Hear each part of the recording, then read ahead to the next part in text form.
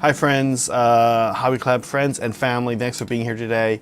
We're doing journeys. It's been a couple weeks for me with this Leviadon, so let me refreshen everyone's memory up. The turtle himself, you see here, is largely completed.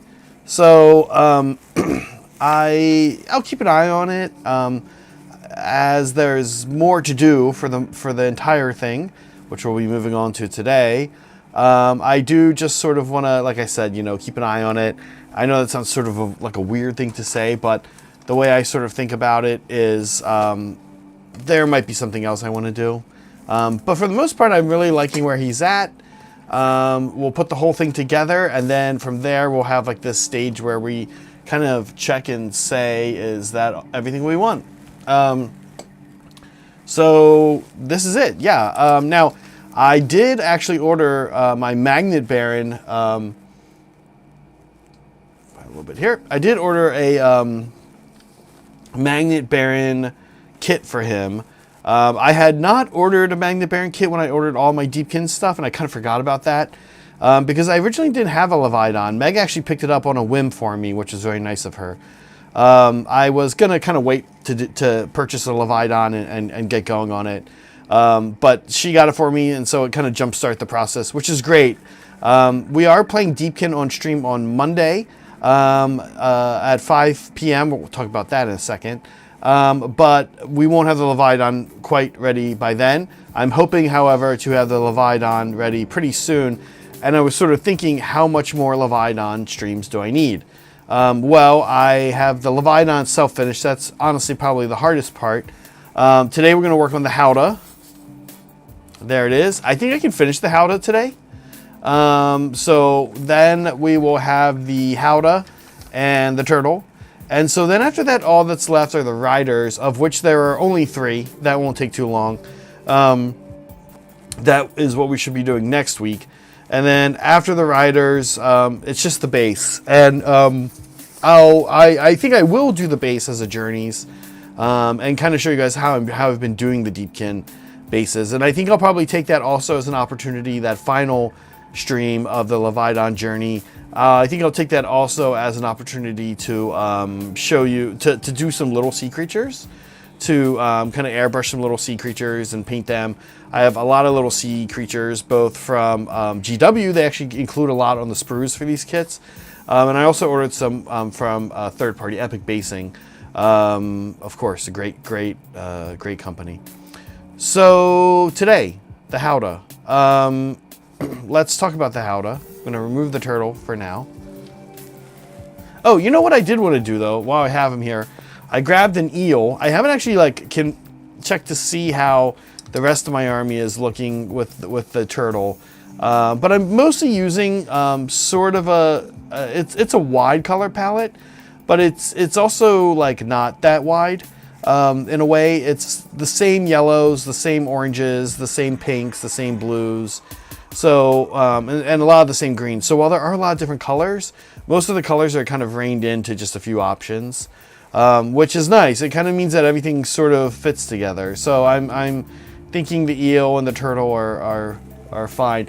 I also need this eel for another reason, because I need to kind of remember how I did these tassels on the eel. Here, I'll show you on this camera. This guy's got some serious tassels going on today on the howdah, and I'd like to have them done the same, of course. But I'll confess that I do not know how I did him. I know I did a purple kind of underneath, and then I think they were white, and then it looks like inks, if I'm honest.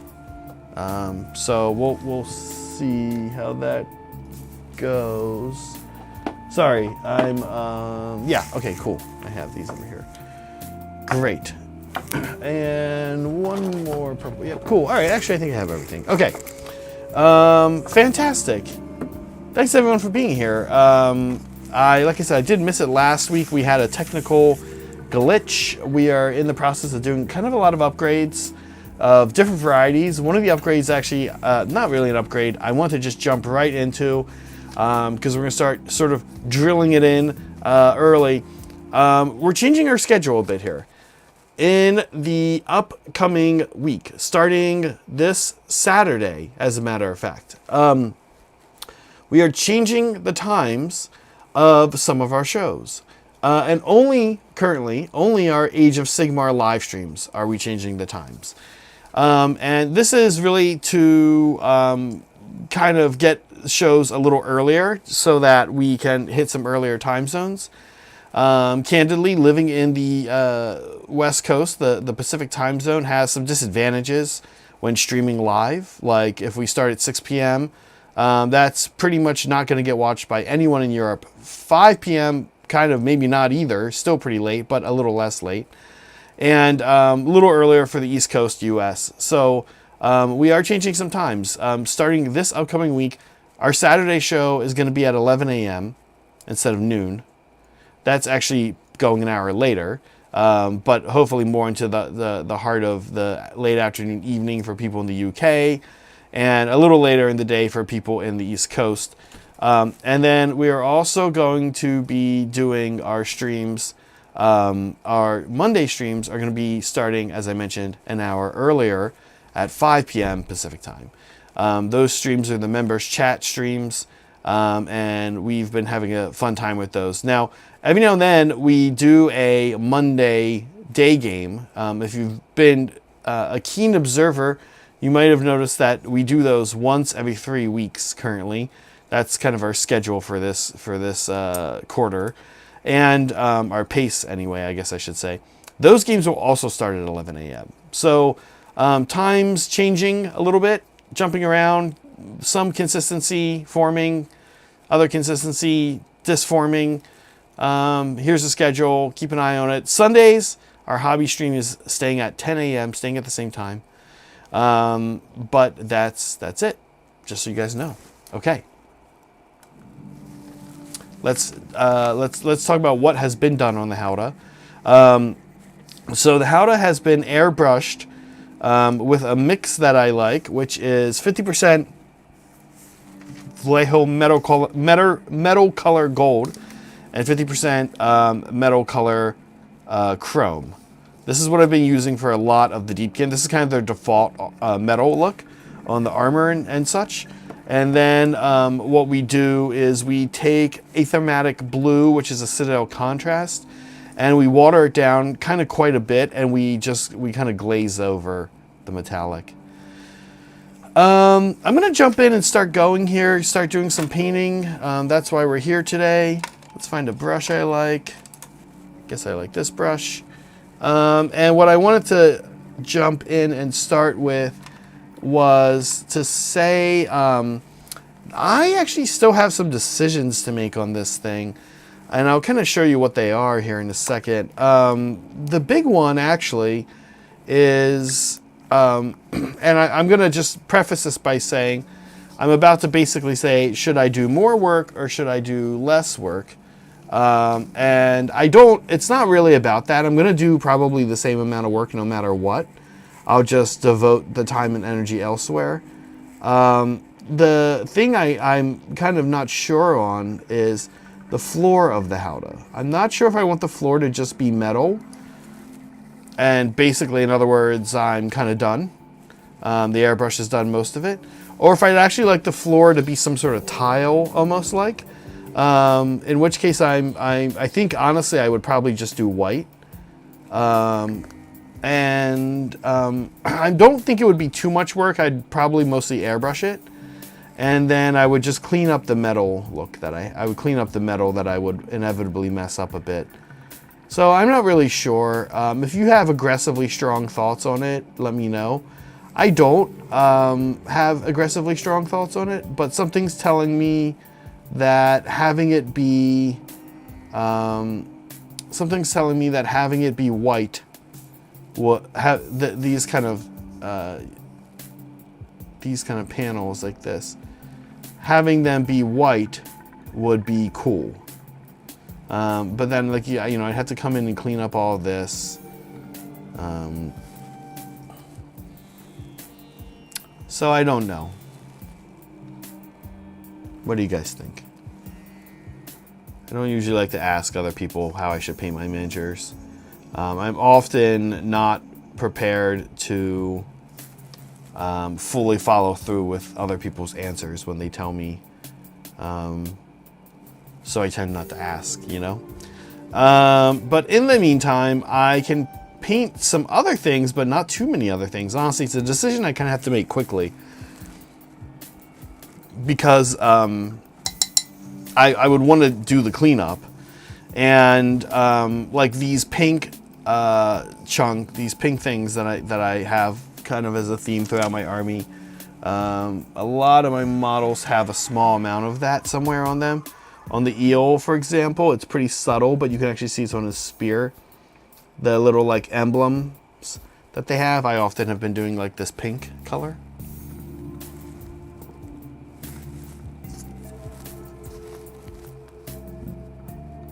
So, yeah, I don't know. I'm leaning towards doing it. I think it's a little more cleanup than I want to do, but it'll be fun. And we can show off the High Line, which I think is working nice here. It's been recently very cleaned. So let's do it. Let's do it. And I think we want a nice white floor. And what I might do is also do just a little bit of tinting of yellow on it as well.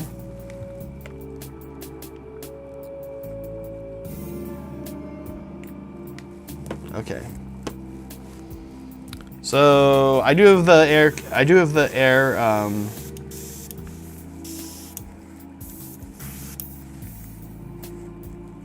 love when I'm like, oh, it's working nice. It's literally not doing anything. There we go. I do have the air filter running, if you're worried. You might be able to hear it whispering just a little bit in the background. Okay, here we go. We're gonna go ahead and do these panels.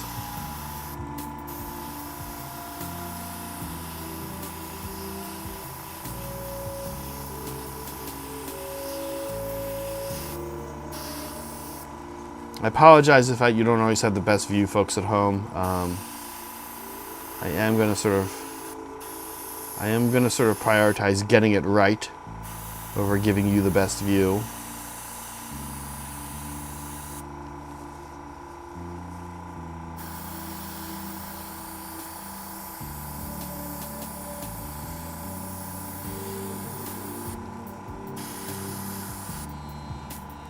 Really a great airbrush. Keep it clean, and it does pretty awesome things for you.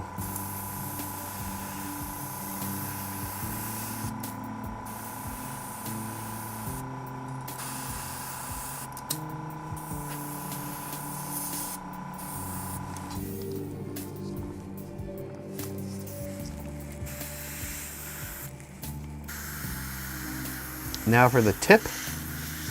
Because of course, I don't know if you guys have noticed, this thing definitely 100% penis shaped for some reason. From a bird's eye perspective there, you can see the penis shape. Not really much I even need to do. I mean, it's like not even really a stretch. It's just full-blown penis. Someone over at Nottingham made this and was like, yeah, that's it. That's what we want. Just like that.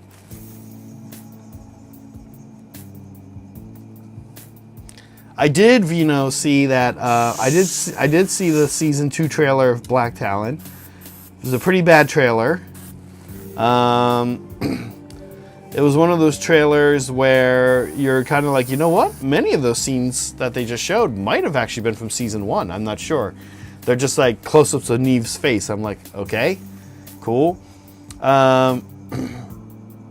So Yeah, it's cool. I mean, we knew there's a second season coming. They've talked about that already. So I'm glad that the trailer came out and it said, and now we have kind of a tentative date, spring of this year. I'm gonna actually just go ahead and put a layer of paint on the drum skin while I'm here. Oh, and then the other thing I need to paint while I have white in here is the tassels. So I'm gonna go ahead and do that. Oh, sorry, I'm a little off camera here. So yeah, I am excited, Vino, but also we've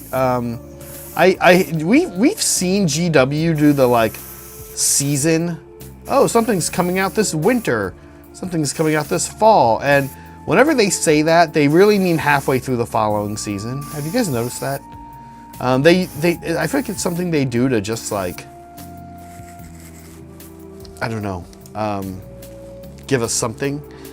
That said, I would rather the show come out and be ready than come out and be rushed, like in for anything really. I mean, I'm imagining for the most part the season is done and mostly ready, but there must be some things that are still happening, or they would probably give us an exact date, and they haven't. Although that's also kind of not really GW's thing. They like to drop it in Warhammer community like a week before, which is fine. I can understand that why. I mean, I guess I don't understand why they do it, but it's how they do it, and we're all kind of used to it. So, yeah, I am actually pretty excited for Black Talon Season 2. I really enjoyed Season 1, as people who follow us on the channel here have heard me blab about a million times. I really did enjoy Season 1. I liked it a lot. And so, yeah, I'll probably, when Season 2 comes out, I'll probably just binge the heck out of it. Yeah, I know. Justin, yeah, I remember that with Wizards as well. I don't know why. My assumption is, like I said, honestly, my assumption is like they think it'll be ready, but it's not quite ready. I mean, we do that here in the channel too. We're supposed to build a robot, and we were pretty sure that robot's going to be built the summer of 2025. But we don't exactly know when, because we don't know what could go wrong. We know when we're going to start working on it, which is after Maelstrom Mixer, which is early May. We won't really work on it much until then.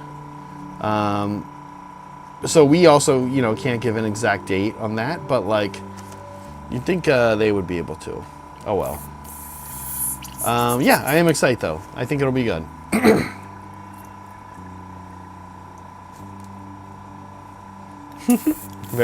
Let's try soups. Yeah, I do recommend it though. All joking aside, I do think it was pretty good. I don't think it was amazing, but I think it's probably the best AOS content out there. There's probably a book that's better, or at least a book, I'm sure. I haven't read very many of those though, so TV always gonna win over books because it's TV and books are books. So yeah, check it out if you haven't. Okay, cool. I'm happy with this decision to put white on the floor and not leave it the metallic. I do have metal to clean up now. In addition, I have tassels to airbrush. I think while I'm doing airbrush stuff, I might just knock that out. But I'm going to jump around a little bit here on the howdah.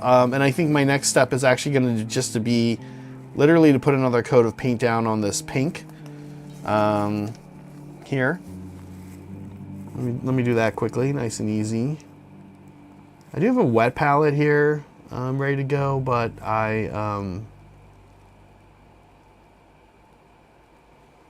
just doing this one color so far, so I don't think I need it. Here's a question for myself now to answer.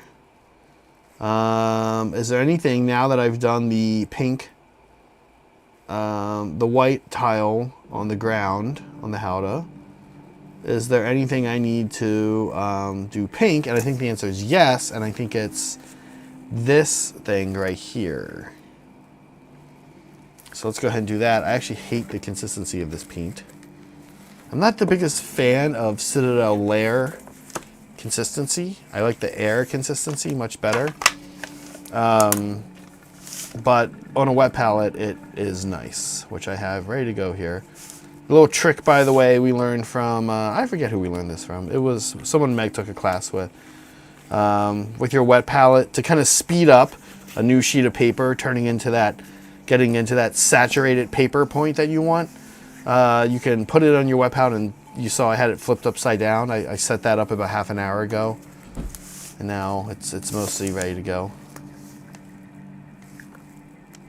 Okay, this is, by the way, Emperor's Children topical paint choice color. Okay, so this I think I'm also gonna have be pink. I've been doing like I said, this pink kind of coral tile vibe is something I've been doing on with a lot of the army, so it makes sense to do it here.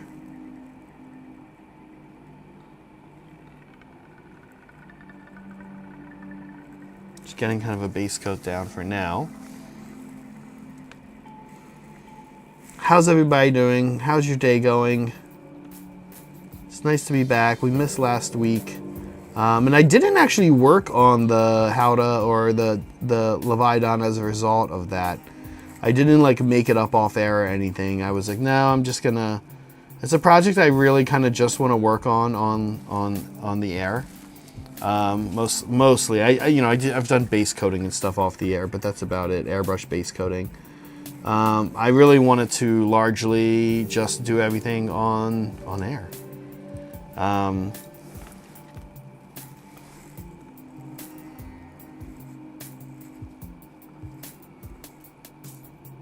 Getting another thin coat over top of there. I think that's it for pink. Yeah, no, that stays metal. There's like an emblem on the front of the timpani that I could do. And I probably will, but maybe after in fact, let's go, let me look here. Yeah, let's go ahead and base coat the timpani. I'm gonna have it be kind of like a wooden vibe. One sec.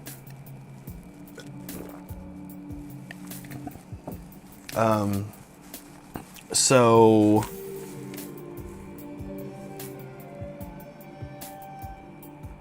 sorry, there we go. I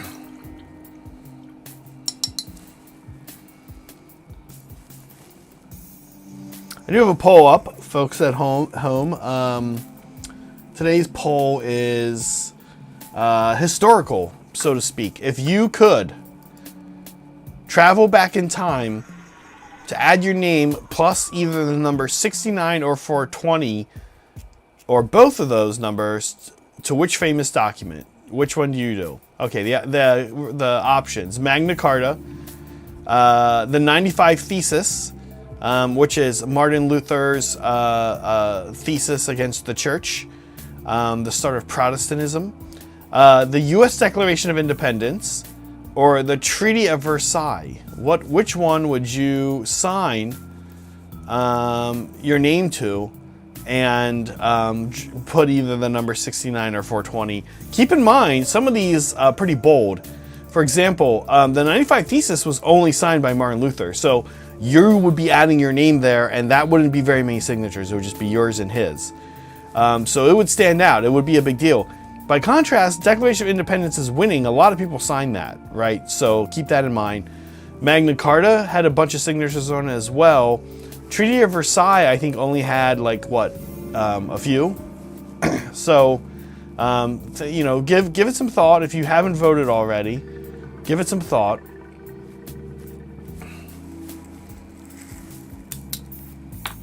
And think about the ramifications of coming back home from your time traveling and finding out, and everybody knowing you as the person who went back in time and added your name to that document.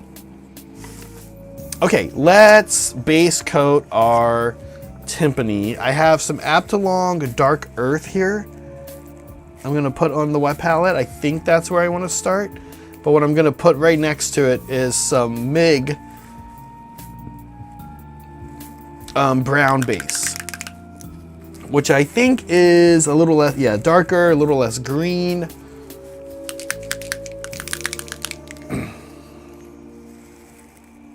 Okay. I actually might start there, and I might just kind of play with these two colors to form the base of the timpani. And while I'm at it, to be honest with you, with this first color, as I'm working here, I think I'm just going to go ahead and also, sorry, I think I'm going to go ahead and also just paint this base coat the skin brown. Seems to make sense. You know, I'm painting this now, and I'm thinking, as I'm looking at the texture on this timpani, the pattern they have on it, I'm thinking they might want it to be like a copper kettle drum type thing. So I might actually not do wood. I might actually do copper, do like a copper vibe here on this thing. And then of course give it a little verdigris. I'm like exerting some brush control here to not get it on the skin, but I don't really know why, because like I said, I'm pretty sure I'm just gonna base coat the skin this color too. I'm excited to do a drum head. It's been a little while since I've done one. I might have to pull up a picture. I might have to pull up a picture. But we're gonna go ahead and base coat this guy, this MIG brown base, the color is called.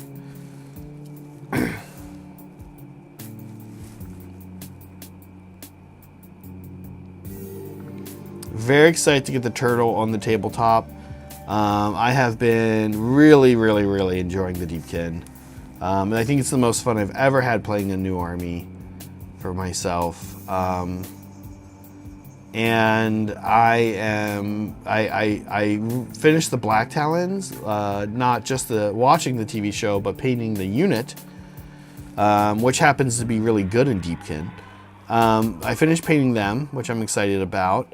We've used them on stream once, and they were like stream ready to go, but now they're super finished. I may even take some photography of them tomorrow to add into my Deepkin army video, or any time anyone uses the Black Talons. I have a little video there.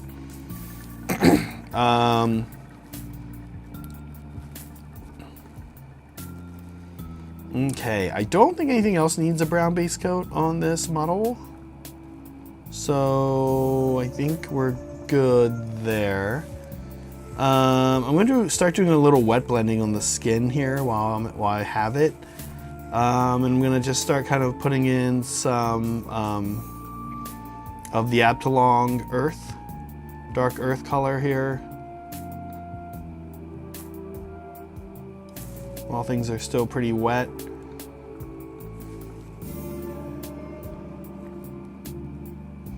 This brown is going to be a nice base coat for copper anyway, so I'm pretty fine with that, having painted it brown. Even though I'm gonna, I think, yeah, just do it kind of like a copper color. Getting a little on the palette here, you can see I'm kind of blending it.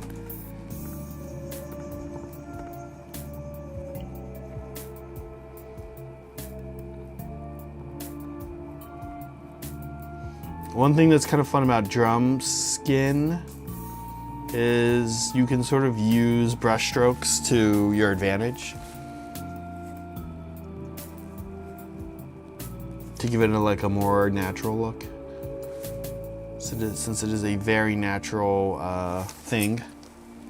Okay, I have this going. What I'm gonna do is actually take a little bit of water and just keep this wet for a second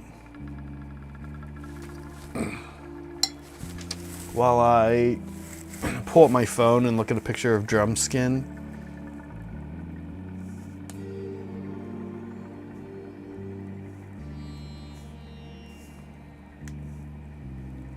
Drum skin.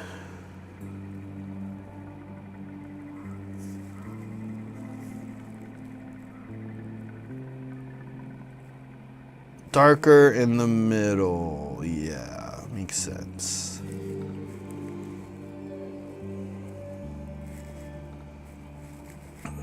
Okay.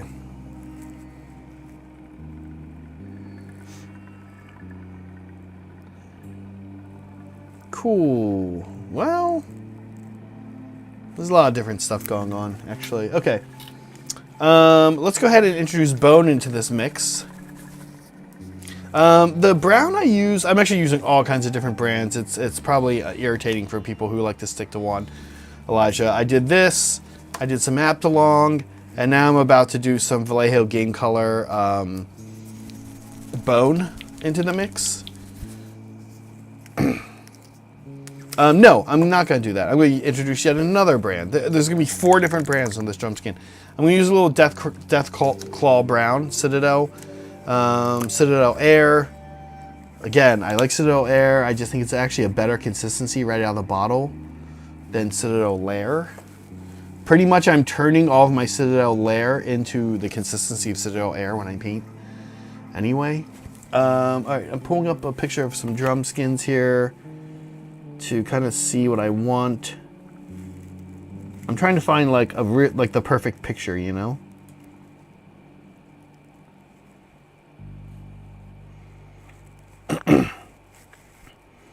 If you're like, oh, I don't know what to search, djembe with a D is pretty good. Those are like often a little more rustic looking than like a modern snare drum from a kit or something. But I'm actually not really finding like one that I might do, honestly. Maybe this guy. Okay. There's a lot of these actually when you look at the pictures.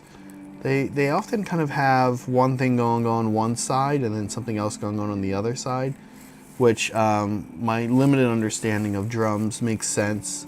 Like these types of single drums, because you're going to get different tones out of different how you hit it and where you hit it.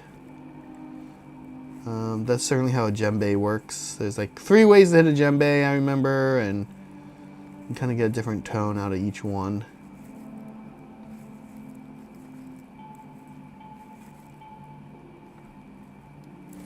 Okay, but you can see that's looking pretty natural. That's the goal when you do a drum skin. I'm actually kind of stippling a little bit, but I'm pretty much using a normal brush for it. You can actually see there what I did is I sort of wet blend stippled. It's hard to even count this as wet blending, but you know, like you saw me add the water, and then I pretty much use the side of the brush to introduce this color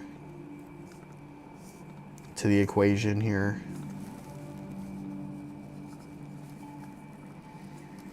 I think there's a world in which when you paint a drum skin, you could start with the lighter color.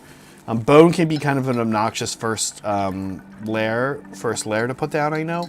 But I could definitely see doing the lighter color first. Okay, I think I'm gonna keep working while this is wet. I almost am sort of like ready for it to dry and then do like a bone layer over top. The bone layer is gonna be pretty stark, so I'm absolutely gonna do a little bit of blending here.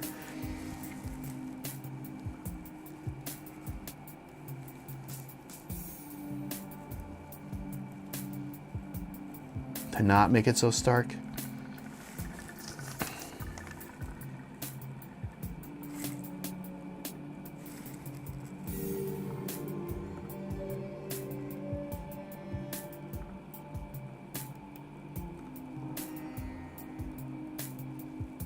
Okay.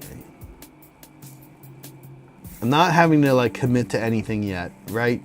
I'm just laying down like a very naturalistic looking foundation.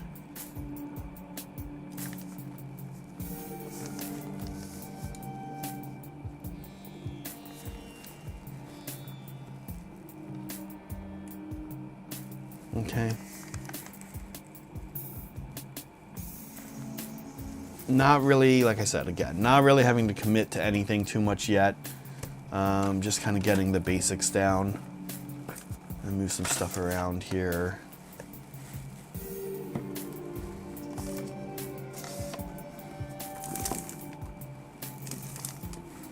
Okay.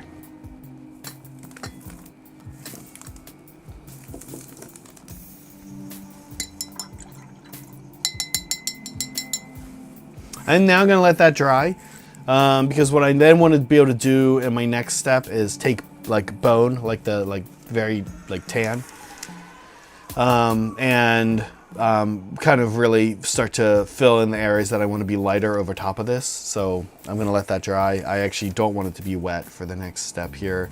Well, I've got some pink on my wet palette. I'll do the second layer here.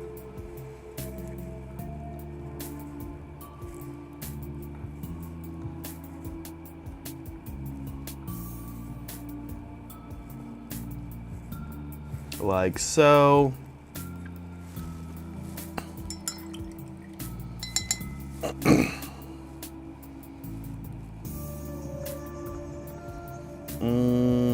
I'm going, ooh, you know what I want to do? I'm realizing. Let's clean up. Let's do some cleanup. Okay. So to do the cleanup, I'm going to have to basically recreate my metal color process. So I'm going to do a little bit of the Vallejo chrome, kind of in equal parts. Metal color chrome, a little bit of the Vallejo metal color gold. Here. Let's look for a brush I've been destroying with metallics. There it is.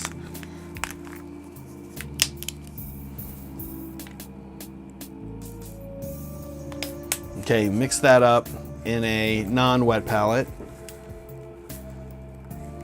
And then we take a look at it. I think this is actually too gold. So I'm going to add a little more chrome.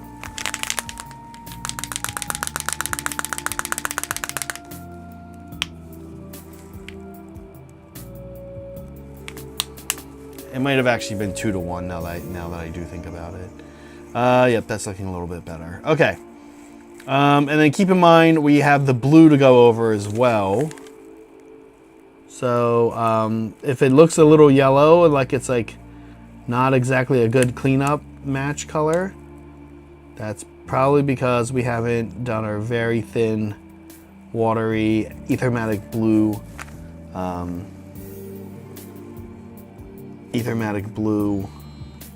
cleanup yet. This is almost too crappy of a brush to be doing this with. But I suppose it works. Okay, just barely. I kind of hate it. There we go. You can see cleaning up here. Cleanup's big. Airbrushes are good, but hard to envision a project that you can only really airbrush. I think things like endless spells, I guess you can get away with them getting them ready for a tournament or something, but get in there with a brush. It's not meant to replace it. You can look at overspray and you can go, oh, I think it's okay. But it's going to look better when you clean it up. That's 9 times out of 10. Ask yourself, am I actually just being lazy right now? Now, sometimes overspray is cool. Like here, if there's a little bit of white on the inside of these things, let me tilt it down here in this area. I'm kind of okay with that. I see that as picking up the reflection, enhancing the reflection of the white here onto this metal. So I'm kind of okay with that. But again, always be asking yourself, when you do something, when you accomplish some high ROI with your airbrush, right? You say, am I actually done? Or do I now need to do a bunch of cleanup because I use an airbrush? And the answer is probably going to be the cleanup one.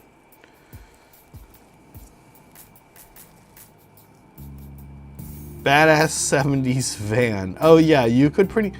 Yeah, that's true. I don't know, Molecule. I've always wanted to... I'm in these... Well, okay, I'm going to stop right there. I was about to say I've always wanted to airbrush a van, and then I realized that that's not actually true. First of all, I certainly haven't always wanted to do it. And second of all, maybe I've wanted to do it since I've gotten an airbrush, but then I thought about that a little bit more, and that's also a lie. I do not really have any interest in airbrushing a van. So That said, I'm in these airbrush. I'm in like just like an airbrush subreddit that I follow, and it's not a lot of Warhammer. It's almost no more Warhammer, but it's a lot of. I'm trying to think. It's a lot of just things people airbrush. It's a lot of motorcycle stuff, honestly, but there are vans every now and then, and man, airbrush people outside of miniature wargaming are just like a whole different breed of people. It's just like a thing.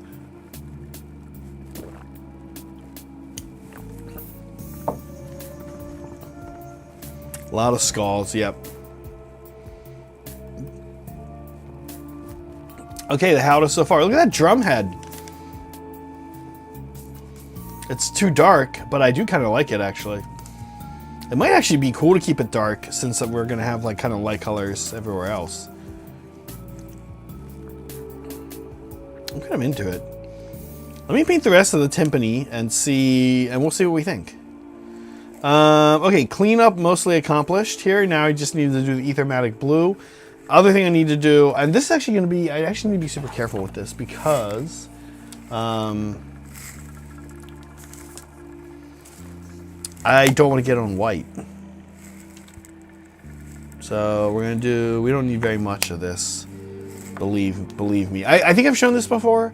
I've done this, and if we haven't seen it, then we'll see it next week when I do,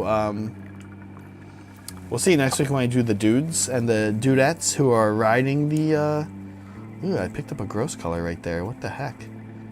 Ooh, I'm gonna go with it, I guess. I think it's just gold. So that should just make sense, right? I don't know. Guess we'll see.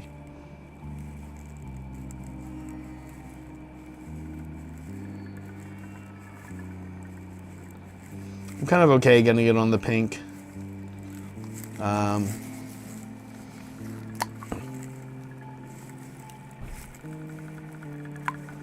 It's actually too diluted. Okay.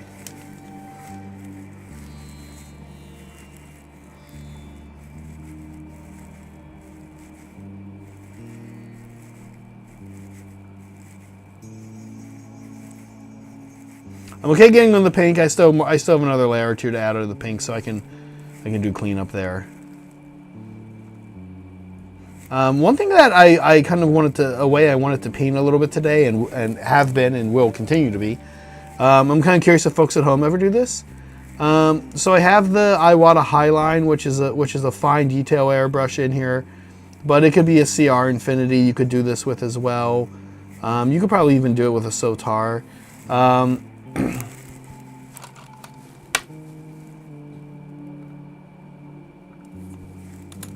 Sorry. You could probably even do it with a Sotar.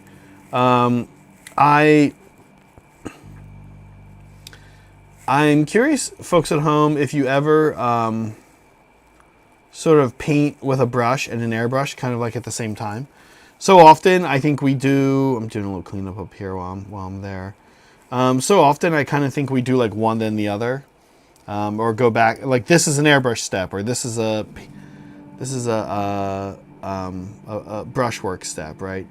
But I kind of sometimes with some things I like to actually just have the airbrush here ready to go, queued up as I jump around to the different parts of the howdah. Kind of curious if anybody else does that. Like just leave a fine detail airbrush like fired up and ready to go. As a person who paints a lot of armies, I can tell you that I do that because if I don't do that on certain armies and certain steps, then I won't pull out the airbrush, and I'll just try to accomplish it with brush work. And before I know it, I'm doing way too much without an airbrush that could be accomplished with an airbrush. So it's almost sort of like I've gone to the point. I don't think I cleaned this up. I've gone to the point where I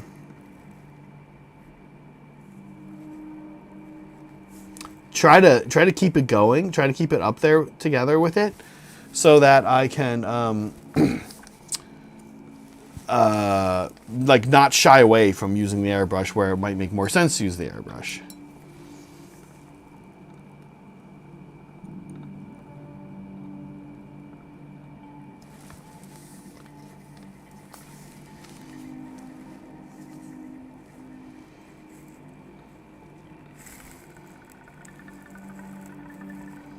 I still think my sea color ended up being a little more gold than I normally do. Like, I don't think I got the mix quite right.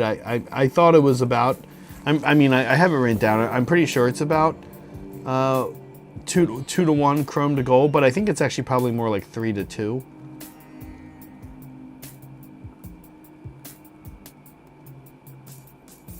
Sorry. More like 3 to 1, I guess.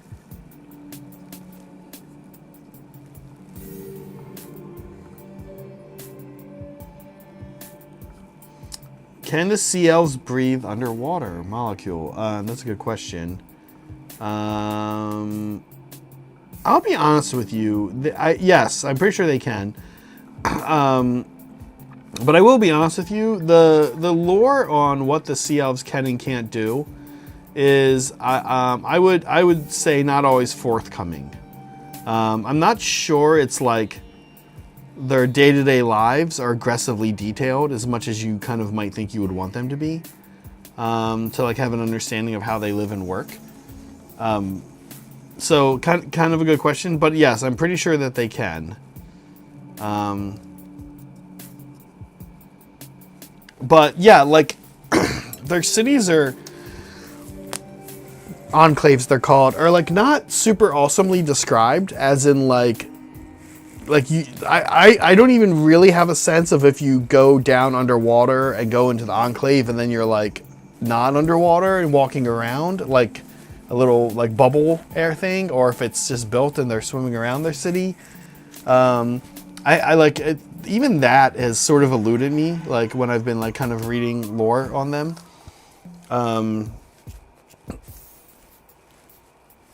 Don't know. Okay, good. We're gonna say cleanup is mostly done. I need to now go back just a little bit. There's a couple areas where I want to now clean up the cleanup. And this is gonna be not as fun. Well, they should address it. I'm waiting for the episode where they go back to Lorai's home. Every Saturday morning cartoon that has like a weird character from like a different background or something than all the other characters has that episode, right? Where they go back and visit that person's homeland.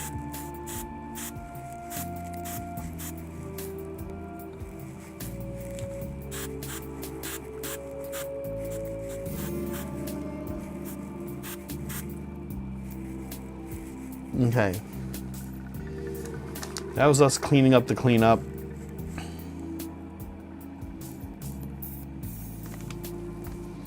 Next stage, gonna be a fun one. Don't need that. Next stage, gonna be a fun one. I actually need to go grab, step away for 1 second here. I need to go grab both gloss varnish and enamel wash.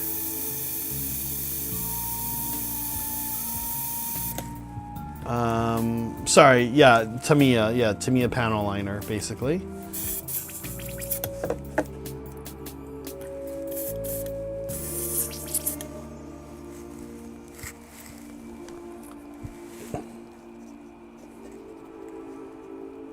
I kind of use like these fine little sticks with a fuzzy on the end of them that Rudy Picardo sent us forever ago. He sent us like 1 million of them.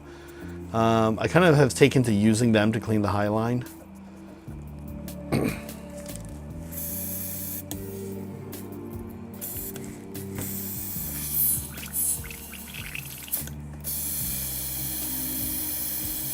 Gotta say, I'm a pretty big fan of going cupless.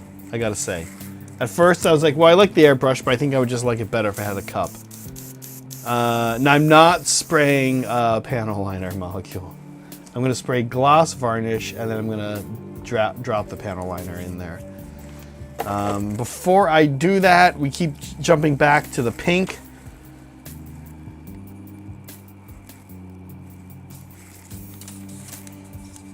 Yeah, spraying panel liner would be a great way to make myself sick for the rest of the stream.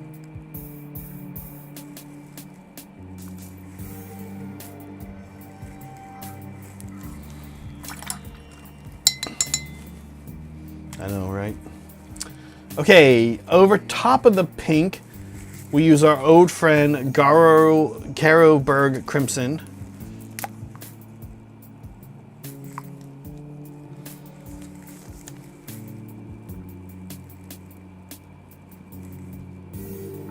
I tend to kind of try to pull it towards like the emblem, you know, just like a good recess technique here.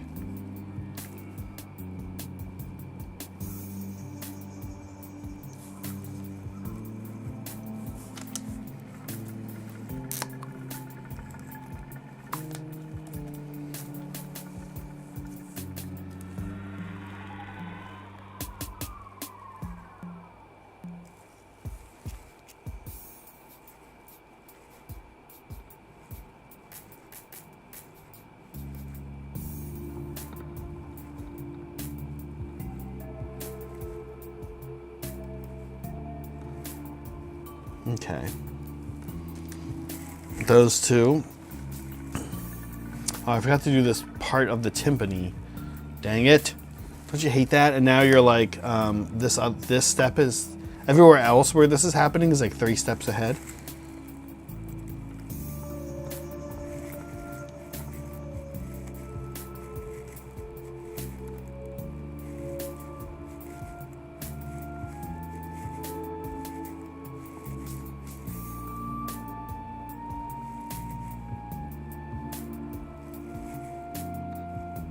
Okay, that's okay. We can get it called up. Yeah, actually, before I do that,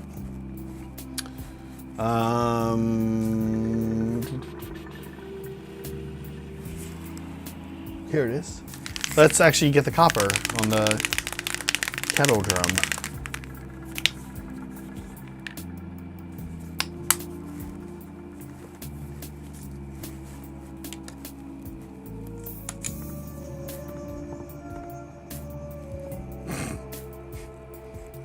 Wait, so Soups, before I read your super chat out loud, with this pun that you had to share, did you actually watch Blacktown? Is that how you know that, or is it just because I cited that as one of my favorite parts of the stream earlier?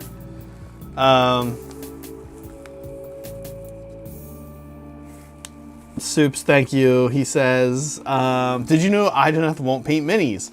You tell them they can't do it underwater, and they are all like, I'm unwilling to dry for this endeavor. Very funny. Wait, did you watch it? I can't tell. Bit of both. Oh, okay.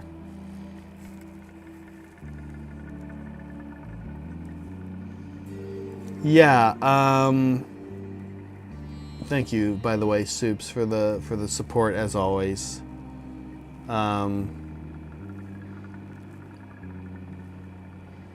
At the I need to go to the optometrist, actually, Melody.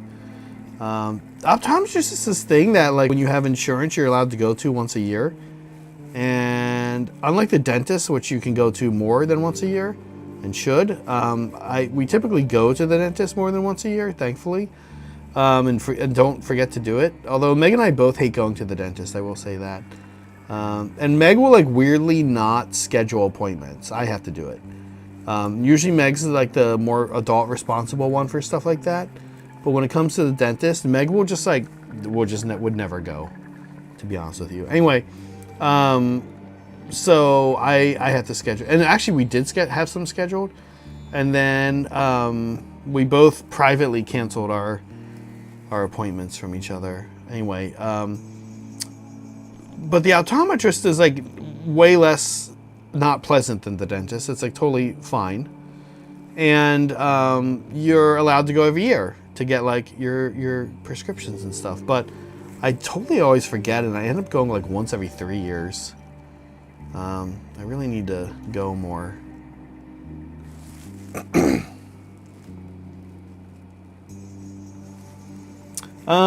Yeah, so the eye drops you're talking about, sometimes they don't have to do that. There are different, first of all, there's some wildly different technologies floating around out there. Like the thing that puffs in your eye, that you're like sit there, wait for it to like in your eye. I had that for a while, and then I started using a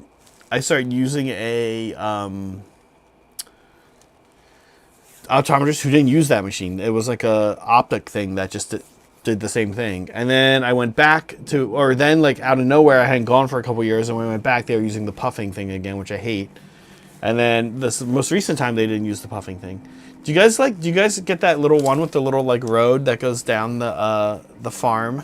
Do you guys see that one? And they're like, what do they ask you? Like what? I can't even remember, but they show you that little cute drawing of like the farm, and I love that thing. That thing is like so. That's like when you go to the optometrist and you see that, you're like, oh yeah. No, I don't think it's a hot air balloon. I think it's a little house, right? Maybe we're thinking of different ones, or maybe your vision is really bad, or I'm pretty sure the one I'm thinking of is a house, like a little driveway in a house. Hot air balloon at the end. Does anyone know what the hell we're talking about, by the way, other than Melody and I? Okay, what did I just do? I just painted the kettle. Okay, and then I said I was going to catch up this pink emblem thing. Oh, wait, that's not the right brush for that. Okay.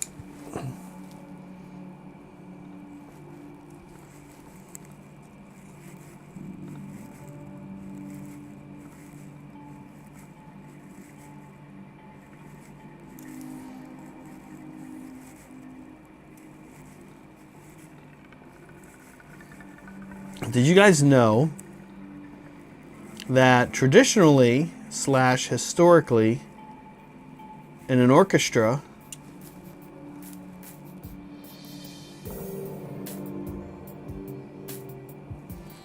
the third highest paid musician is the lead percussionist, who is usually the timpani player? Pretty interesting, right? The first highest is the first violin, the concertmaster.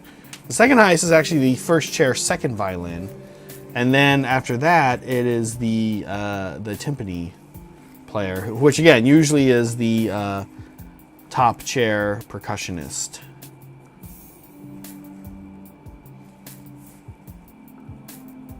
Very important role in orchestras.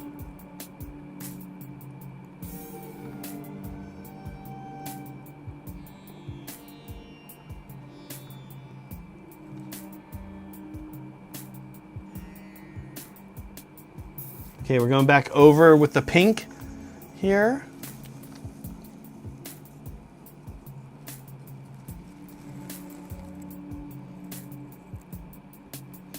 That's a pretty good joke, Melody.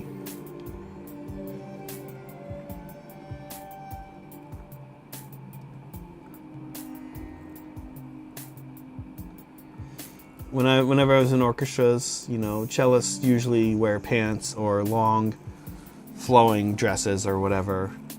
But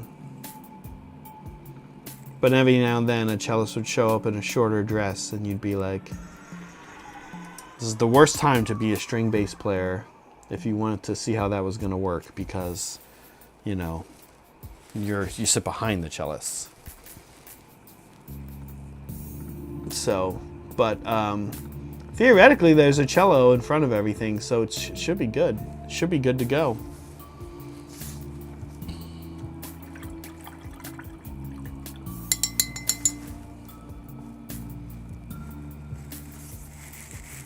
That happened to me as well, Saul, recently. For the longest time, I had it's kind of two different types of optometrists. One that was like, all right, they're pretty close. One's better than the other vision-wise, and I know you're talking about something different than just the how well people are seeing. And the optometrist was like, yeah, you know what? You should just keep them the same, because that way it doesn't matter. You're not going to get them mixed up, blah, blah, blah. And then I have ones that are like, oh, my vision's actually weirdly not that bad. This one's like negative 1.75 and this one's negative 2. So we have to write you 2 prescriptions. And now one of them also has what you're saying. One of them is toric, they call it. And the other one is radial. So I have to now have 2 different prescriptions for my 2 different eyes, and I have to admit I don't like it. I wish they were just exactly the same.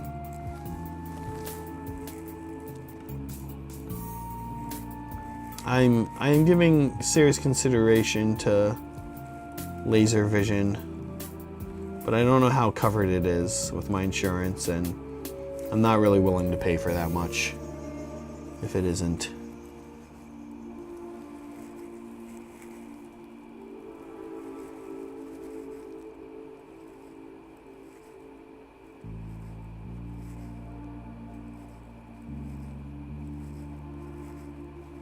Okay, just bringing back in some of the Emperor's Children into the pink.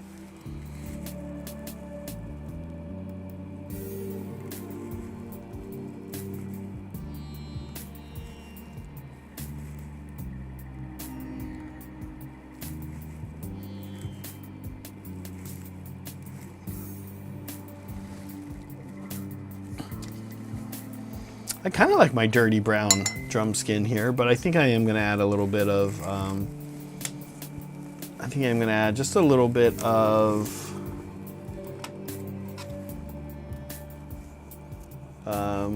Vallejo bone back in. But we're going to be kind of careful.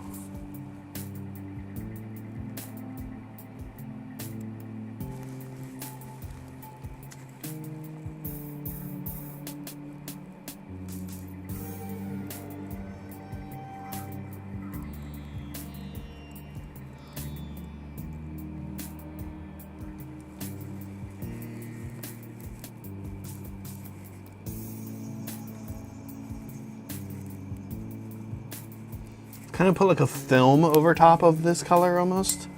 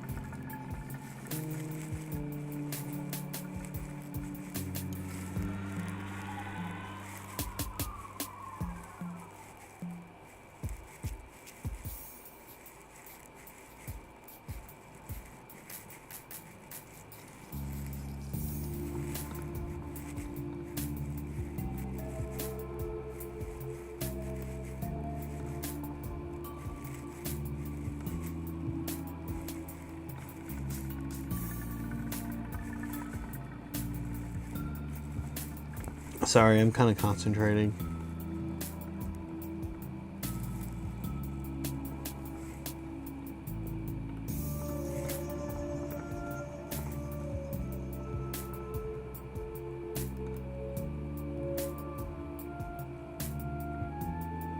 Pretty much like doing a little bit of like a wet stippling here. I kind of like doing stuff like this for rawhide, like weird kind of drum skin stuff, weird leather, you know, not well maintained leather stretched out over like a destruction army thing, like ogre, or gargant stuff like that. Get kind of like a nicer natural looking texture.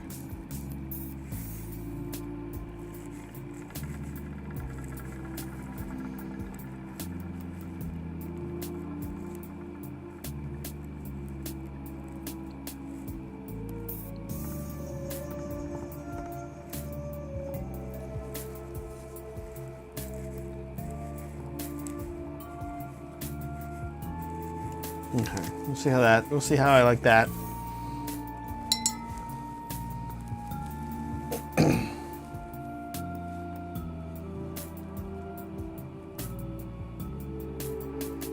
Yeah, you know, a lot of people don't even know what a viola is, Melody, to be honest with you.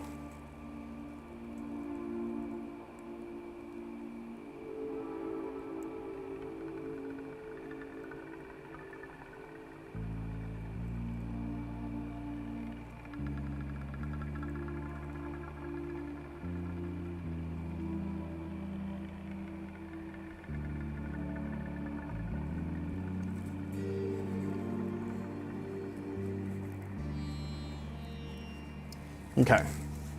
I think I'm looking how that drum skin is coming out.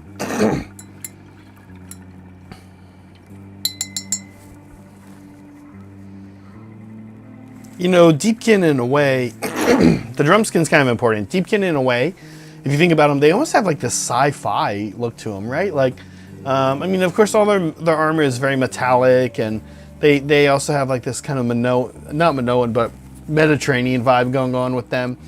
I think with their armor and such, but when you kind of think about their stuff, and if you paint their armor, like you'll see people paint their armor red or yellow or whatever, like you might do a Space Marine or a Tau or like a Suryani Guardian or something, you can end up making this army look almost a little sci-fi. So I kind of want the drum skin to be like a focal point on the howdah, right? And it is a big deal. It's responsible for the 5 of ward. That's where this comes from, and I think it should be. It should have this kind of naturalistic vibe and stick out a little bit. Feel a little different than what else is than the other stuff going on around it. Okay. So the copper looks good, but what I'm going to do with the copper is the same thing I do with all the metal here. I'm going to give it a little glaze of the blue.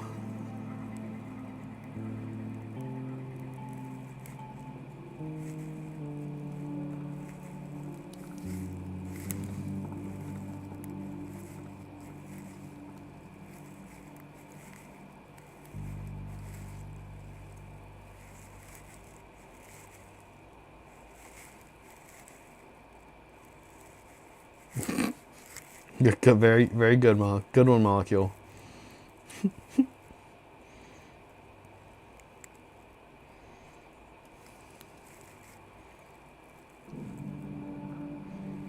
My sister was in town visiting this past week. It was very fun.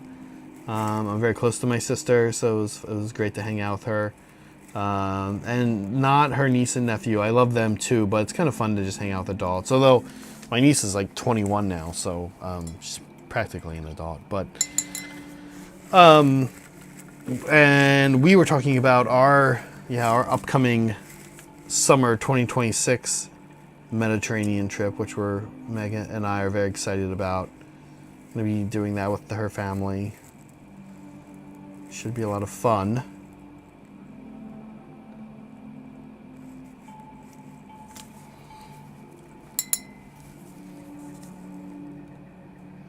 Okay, drum. Yeah, drum looking good. I'm happy with it. Okay, I need to do a little red into this symbol in here. Cruising along on this howdah, actually. I'm happy with how it's coming out. It might be time to put it on the turtle and see how everything's looking all together. While that red dries, let's do just that. Here comes the turtle. I'm going to turtle it up here. And then here comes the howdah. Oh yeah, okay, that's going to be cool. Oh man, I'm so glad I went the white actually on the floor. Yeah, that was the right call.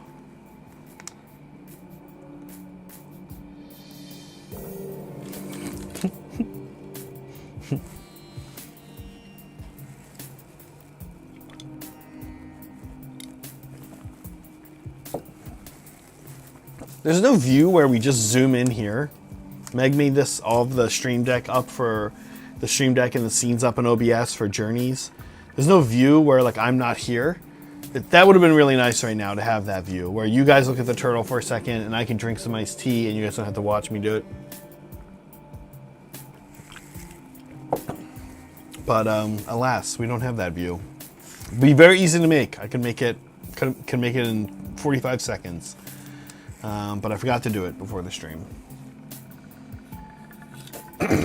Okay. Very happy with the white. Speaking of going off camera for a second, let me go off camera for a second.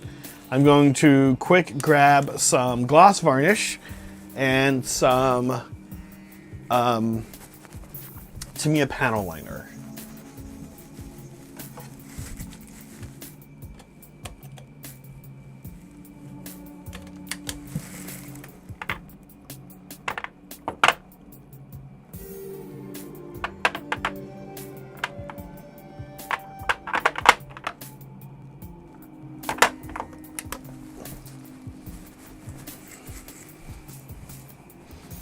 Okay. Molecule. Alas! Thank you. I appreciate it. So, did you guys know Tamiya makes a dark gray panel liner? I'm going to try that out here with white instead of black. And I will say this. One of my favorite things to do is mix Tamiya panel liners. Because I personally have kind of found that they... the darks are not that dark. Like this is a dark gray. It's not that dark. And the blacks and brown, the brown is really not dark at all. So what I do, I've said this before, if you've followed us doing other stuff, I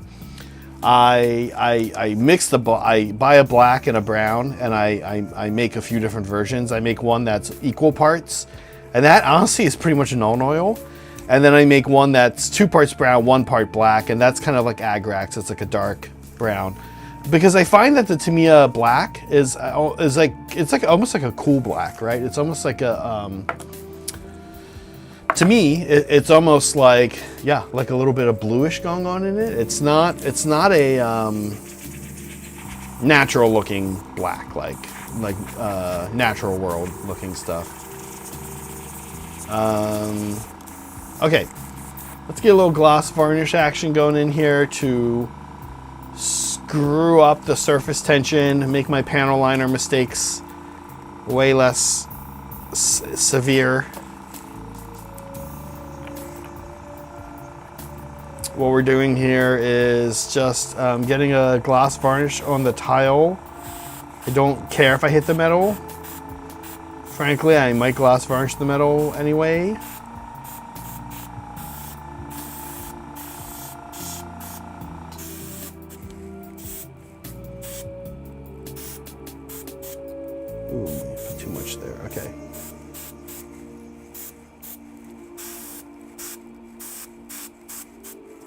Okay, there we go.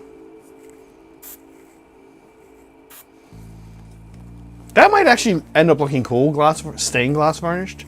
If it is sort of like a tile type thing I'm trying to go for. I'm gonna keep an eye on that and see if I like it. Otherwise, of course, I'll just matte varnish over the whole thing at the end.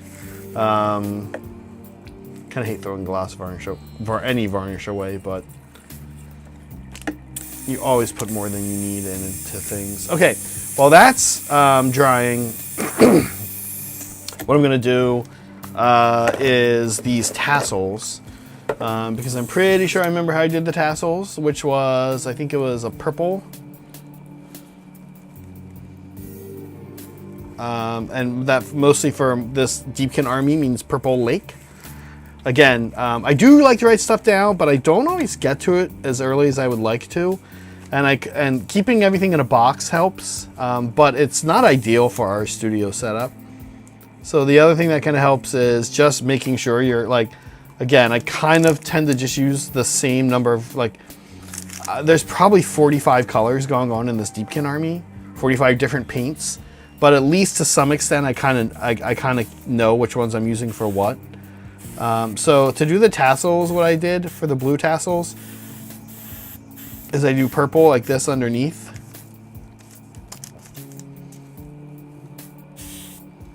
Pretty much as a shading.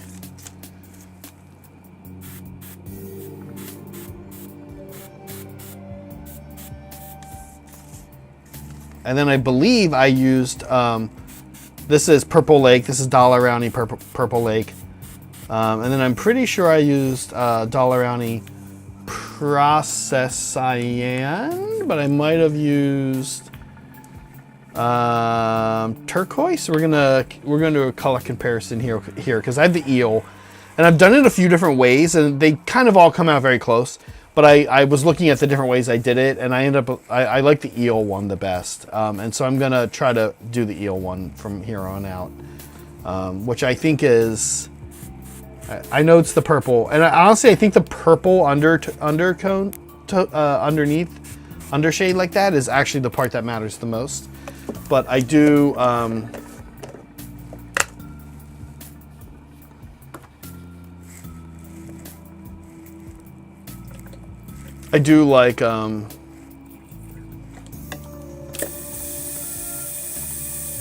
the way the eel one came out, and I think it's process magenta. I don't think it's turquoise.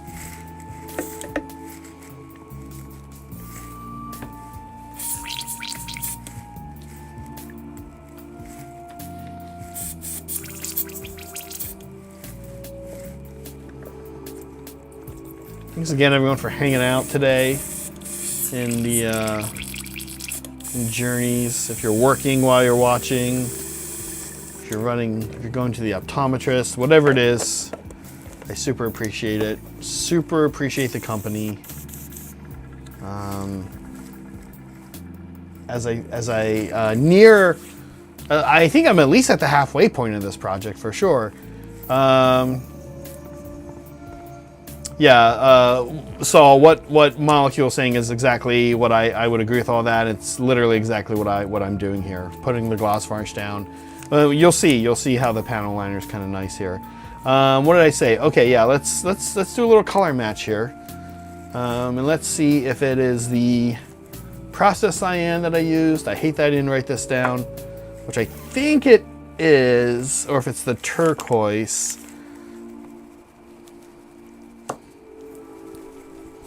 Where's my stupid little thingy?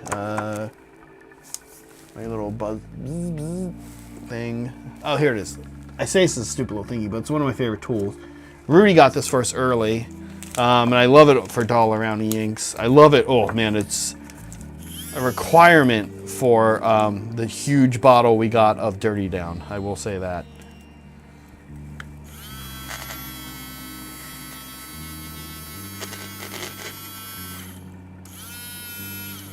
But yeah, I really like it also for Dollarownie inks. Maybe it's turquoise. Maybe I'll just keep talking about it and not actually get to it today. Wouldn't that be funny?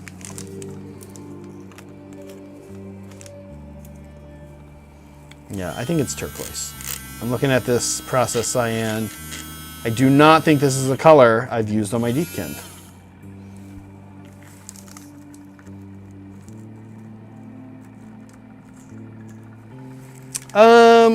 No, not really, Molecule.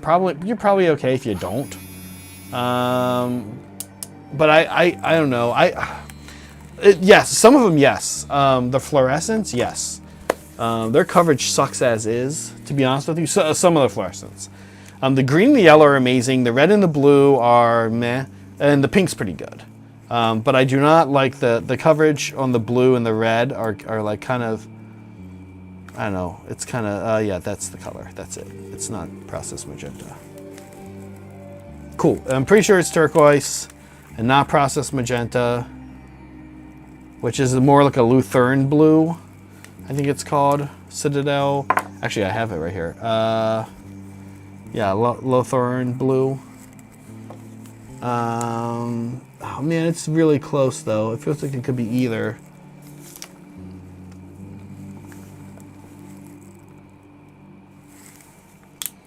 I feel like it looks more like turquoise, but I don't think I used turquoise. I think for this. Anyway, they're close. I'm just going to use process cyan after all that.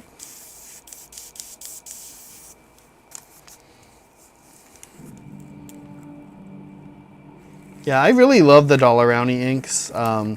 I think one of my favorite things about Dalaround inks, and inks in general, but I've been using these ones for now, is that they go amazingly through a fine detail airbrush. So you get sort of this real great combo of vivid color that just goes through an airbrush great. And they're inconsistent. Like a lot of paint lines are fairly consistent across the paint line. And those that aren't are sort of like, I don't know, you got to be a little skeptical of them, right? I love Minotaur paint, which is Badger's own paint line. I think they come in the best bottle, which is, you know, everyone debates what's the best bottle for paint to come in. The Minotaur one comes in the same one, the type that the Vallejo one comes in.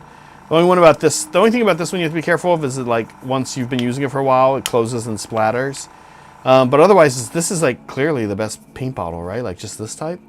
I know that there's probably a lot of debate there.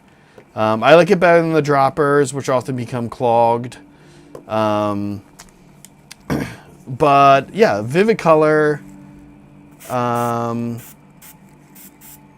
what I was thinking about Minotaur real quick before I lose my train of thought, is that the line's a little inconsistent, like weirdly inconsistent with like especially its finishes. Kind of doesn't matter if you're gonna like matte varnish over the whole project at the end, but it is a little weird for me. I always find it a little weird that they are inconsistent. You know what, Molecule? I just got the white ink from Dalaround, and it's what I used to do the turtle. And I'll show you. I loved it, actually. I was shocked at how good it was. So I know Saray has some takes on it. He's used it. I think he likes Liquitex better for black and white, and Dalaround for most other things. I haven't used Liquitex white or Liquitex black. I've only used one or two Liquitex colors.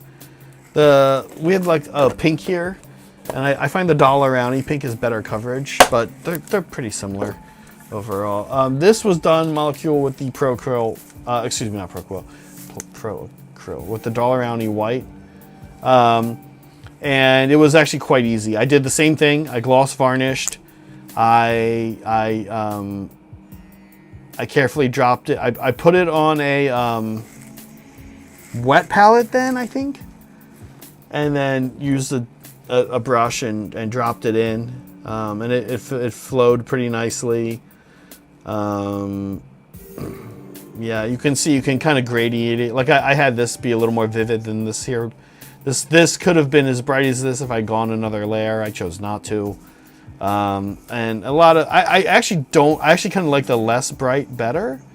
And a lot of the bright's gonna get covered up by the howdah anyway.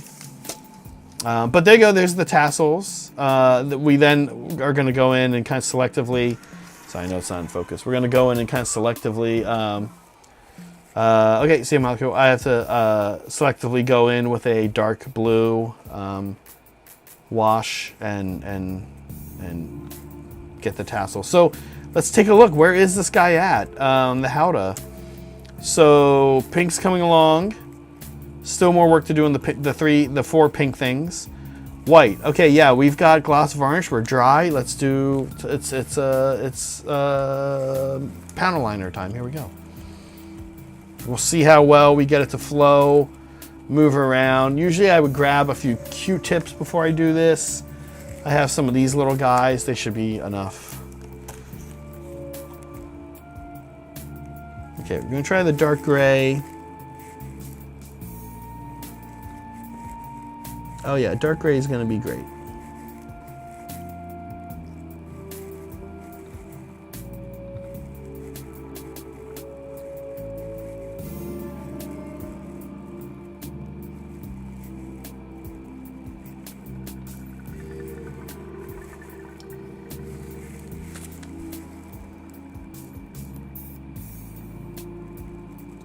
Ooh, that's not cleaning up very well.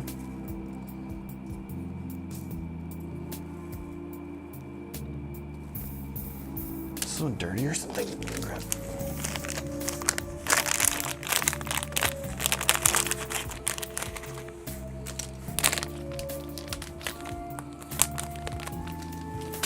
Okay.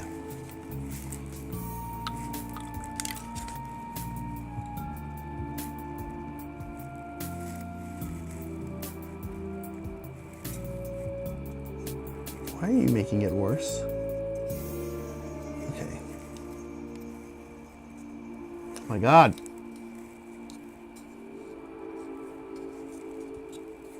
Okay, we might have to fix that.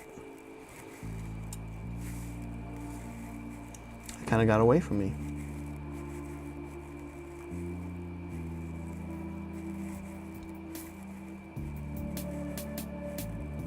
Oops. Okay. Well, other than a little smudging, which I don't like, that is exactly what I'm going for. The swirl is not quite finished. Here we go. Okay, let's be a little more careful on this one.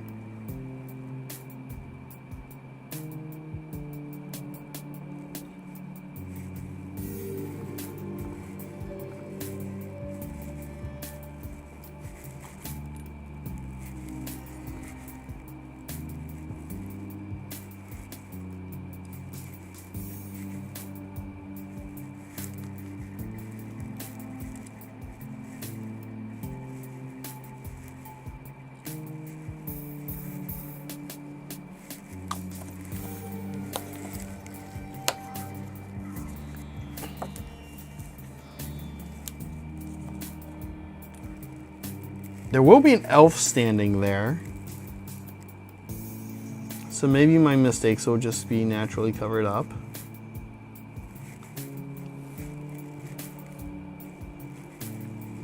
But I'm sort of not counting on it. I do also kind of think that this was weirdly a good use for oh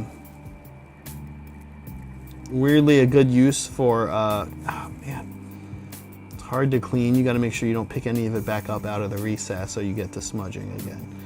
The smudging's a kind of a problem because I'm gonna have. It just means I'm gonna have to go over it again with the white, which I might have done anyway to tone down the contrast between the recesses and the panels. But yeah, I don't know. I also might not have. Okay, we're gonna do the tip up here first, and then we'll do the center part, the shaft, so to speak.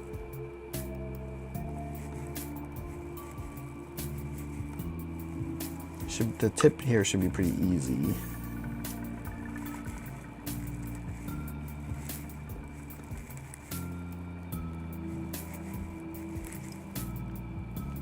Yeah, that one was easy.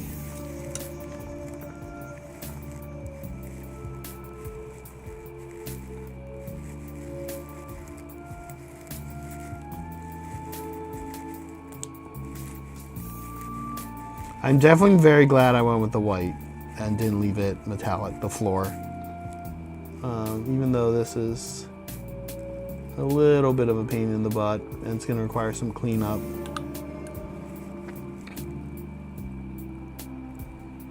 I do think it was the better look. Especially when I saw it up against the turtle finally.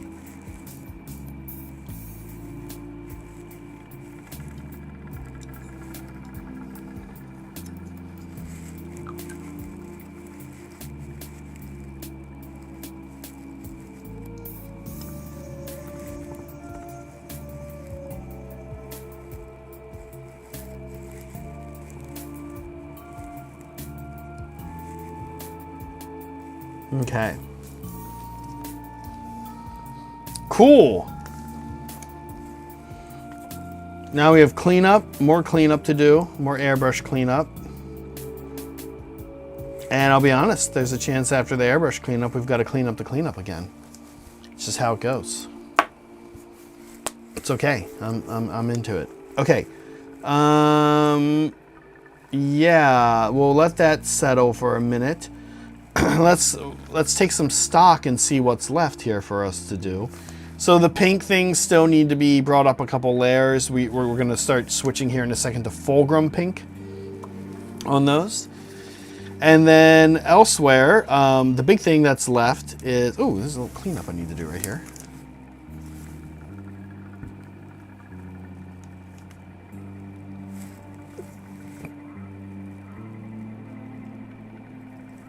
Elsewhere, the big thing that is left is, sorry, that was off camera, I know. Let me pull back a little bit as well.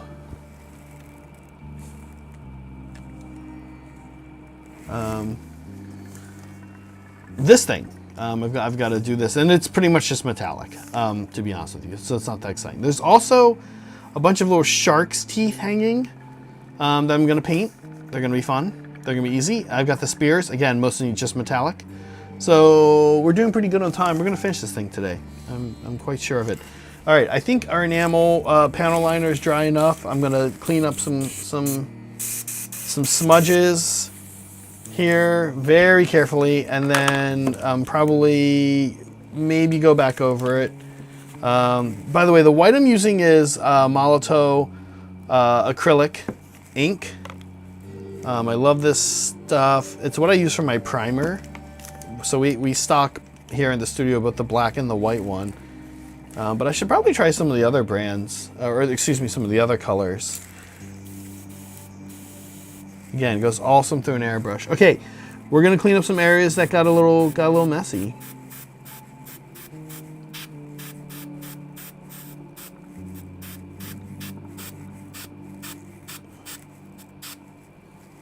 Good airbrush control here. Good airbrush.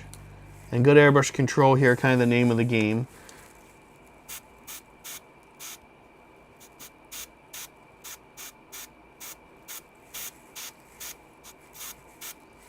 This is also your final, I mean, not really, but this is also a good opportunity to adjust any shading that you want to do. Anything else you want to brighten up while you work on, while you knock out the cleanup here. That's still a little wet. I don't like that. If it's still a little wet, you saw it kind of moving. You can kind of see like I'm going over top of the gray with the white, and it's the nice part about the cleanup is you'd have to put a lot of white down to cover that gray back up. So while good brush control is good, is useful in some spots, like you can kind of also not worry about it too much. Cool. Okay. I'm gonna say I mostly like where this is at. Keep in mind, there's going to be 3 elves on this thing. 1, 2, 3. This is kind of the area that's most visible. The 4th elf is actually on the turtle shell itself, and that's the elf who's who's steering the turtle. And then you've got the void drummer in the back, and you've got the 2 elves. 2 Deepkin working the harpoons.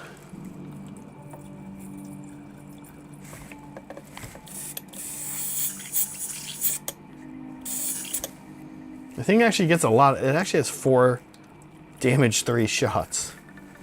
The turtle. It's kind of a output nightmare, which Deepkin need, if I'm honest.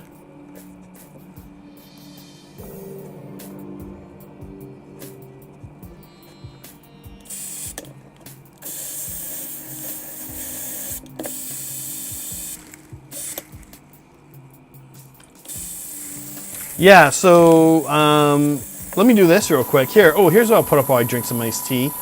I do want to chat our new schedule again real fast. Yeah, we're changing some, and that middle stripe there is where you want to look. Our Monday games are going to start starting at 5, so we can be a little more friendly to East Coast folks, and our and you know, UK folks. It's like there's an off chance some of you are still awake on a Monday night at 1 a.m. I think there's really no valid reason for you to be awake at 2 a.m. on a Monday night. Unless you've woken back up from not sleeping well, maybe, but hopefully that's not the case. If it is, we're here for you either way, because the game will still be going. So, yeah, I mean, no, it's true, like, if you fall asleep at 1, you're getting up at 9. I don't know what time people go to work these days, but there is, you know, it's a little better if you want to just catch it at the very beginning there. So Otherwise, it's a lot for East Coast and Central time zone people. Being in the Pacific time zone has this bizarre disadvantage, sometimes disadvantage of your times are just while everybody else is sleeping. By contrast, Saturday we're actually going to push it later an hour into the day, and again we think to be honest, this is actually mostly for Pacific Coast time people. We all get up and at 8 and start getting the stream together, and start running it by 10. But that's still kind of early, right? So we don't necessarily we think that it'll just be better for Pacific time zone people, honestly. Yeah, that's it. We're excited. We're excited for the new schedule. Saturday is going to be John playing Soulblight Gravelords, and Saray playing the Be'lakor Army of Renown. So Soulblight versus Be'lakor. And then Monday, Graham will be back with his Disciples of Tzeentch. We actually are going to need to put Graham on this graphic here. Graham will be back playing Disciples of Tzeentch against me playing these very Deepkin, although probably not the Turtle, because he will not be finished. But I will play the list I played earlier, I think, and have the Black Talons in it. So hope to see you guys there. It should be a good one. Both those games should be good. Okay, back to work.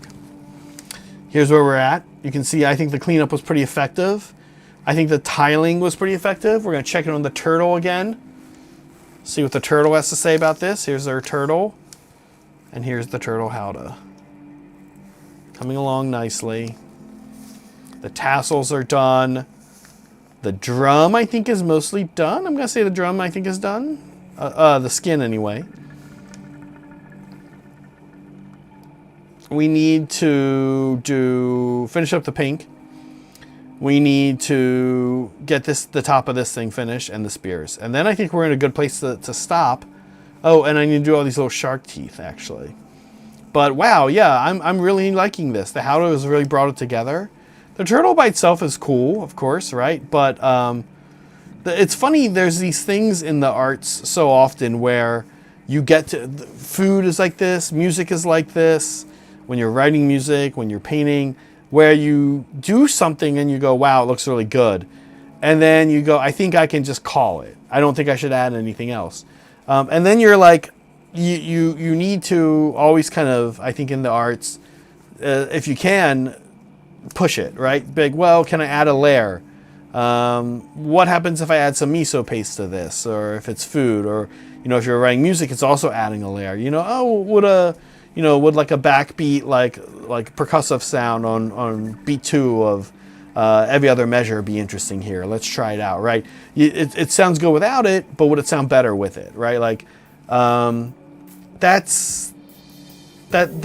think that's important when you're creating and working on things. Get to a point that you like and be like, okay, cool.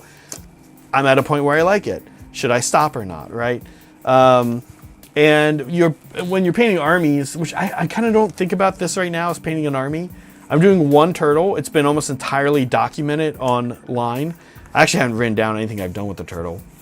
I think I could repaint another turtle pretty easily. Unfortunately, I have to watch these episodes. Maybe next week I'll do a segment for future Zach watching these to figure out how he painted the turtle. But with an army, you're kind of balancing, well, how many more steps do I go, right? How much more should I do if I've got to paint 60 of these things? How much more should I do if I've got to paint 6 of them, right? So it's something to think about. It's something I think about. I'm curious, you guys think about it. Are you thinking when you're painting an army, hey, it would be really cool to do this extra step, but unfortunately I have to do it 4 more times or 40 more times, right? Or, I should do the step. I only have to do it 5 more times. That's not too bad. Where do you end up on that? Right now what I'm doing is putting a little Draken off Nightshade to the tassels.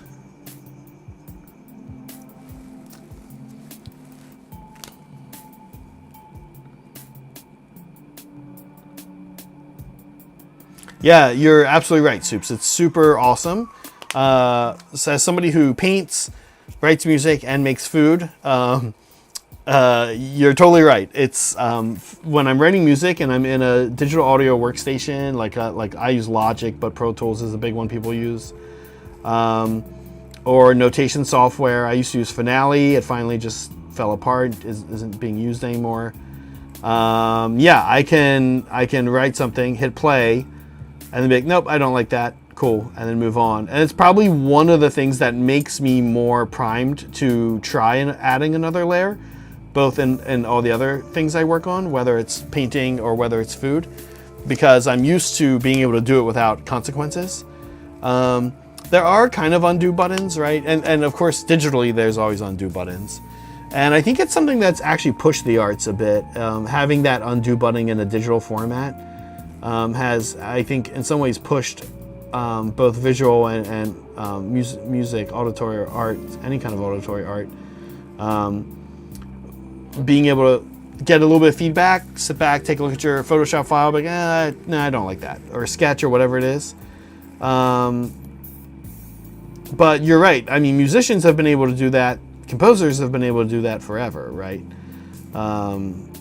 Even when people just wrote with a piano and manuscript paper. So it is a unique advantage. But if you kind of think about it, there are ways to do it in both cooking and sometimes and in painting. Frankly, in painting, you've seen me like stop midstream and just quickly put this brush in my mouth and grab a brush and get it with water and like rub it off. You've got about 3 seconds to get it to work. In food, if you can cook a test thing, if it's the cooking process, you can always try one. Cook it before you do the other 75 or whatever. If it's like a sauce, or like you can pull some off to the side and do a little test lab off to the side in a separate bowl. Making extra is always a good idea for that kind of reality that you might be dealing with. But it is a true and astute observation, I would say. Yeah, you kind of have a lot of wiggle room with that in music. Okay, let's paint more pole. Okay, I would like the pole. The pole kind of stops right here, and there's like a delineation point, and then this. And I'm kind of imagining this is one part, and then depending on what they're doing, they like pull this up and put another one in or something. Or different howdahs have different things on them. So I want this to be a different color, I think. And I'm not sure. I want to be metallic. I might just try pure gold. And I might actually try this Metal and Alchemy Scale 75 Peridite Gold. Peridite Alchemy, sorry. That Cody Cold Paints recommended to me. I do like it. It's sort of like a greenish gold, which is mostly what I've been using for this army. Crappy bottle, doesn't come out, clogs immediately. Overall, not often impressed with dropper bottles.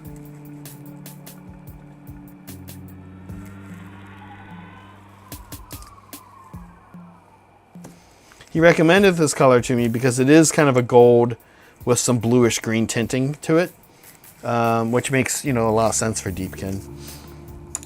All right, we're gonna find a new brush that we're gonna ruin right now with metallics, so it's gonna be this guy. It's pretty nice, but it's a cheap Michaels brush, but actually I kind of like this brush, so I'm sad I'm ruining it. It's been actually doing a lot of work for me. Okay, here we go. It's a pretty subtle difference. If I wanted something more extreme, I would definitely have gone with like copper.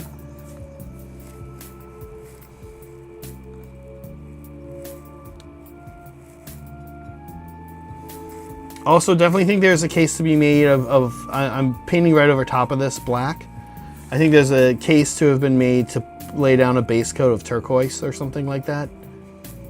But it's okay. It's not a lot of surface area. And I can make up some of the turquoise with the glaze. Although I think I kind of like less of the glaze on this thing. Here are some little trinkets. You got to paint those different colors. Little sun kind of symbol.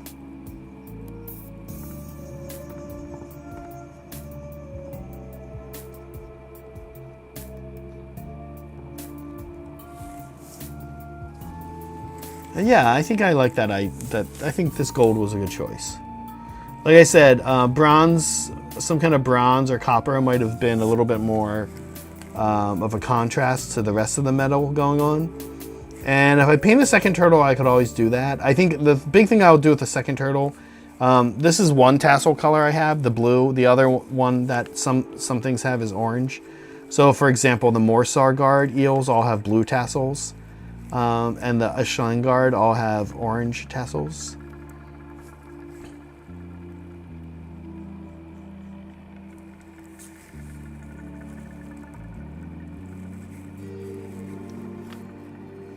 I will say, one thing I've enjoyed about the Deepkin project is I have upped my game, my skill, through learning and trial and error in normal metallics.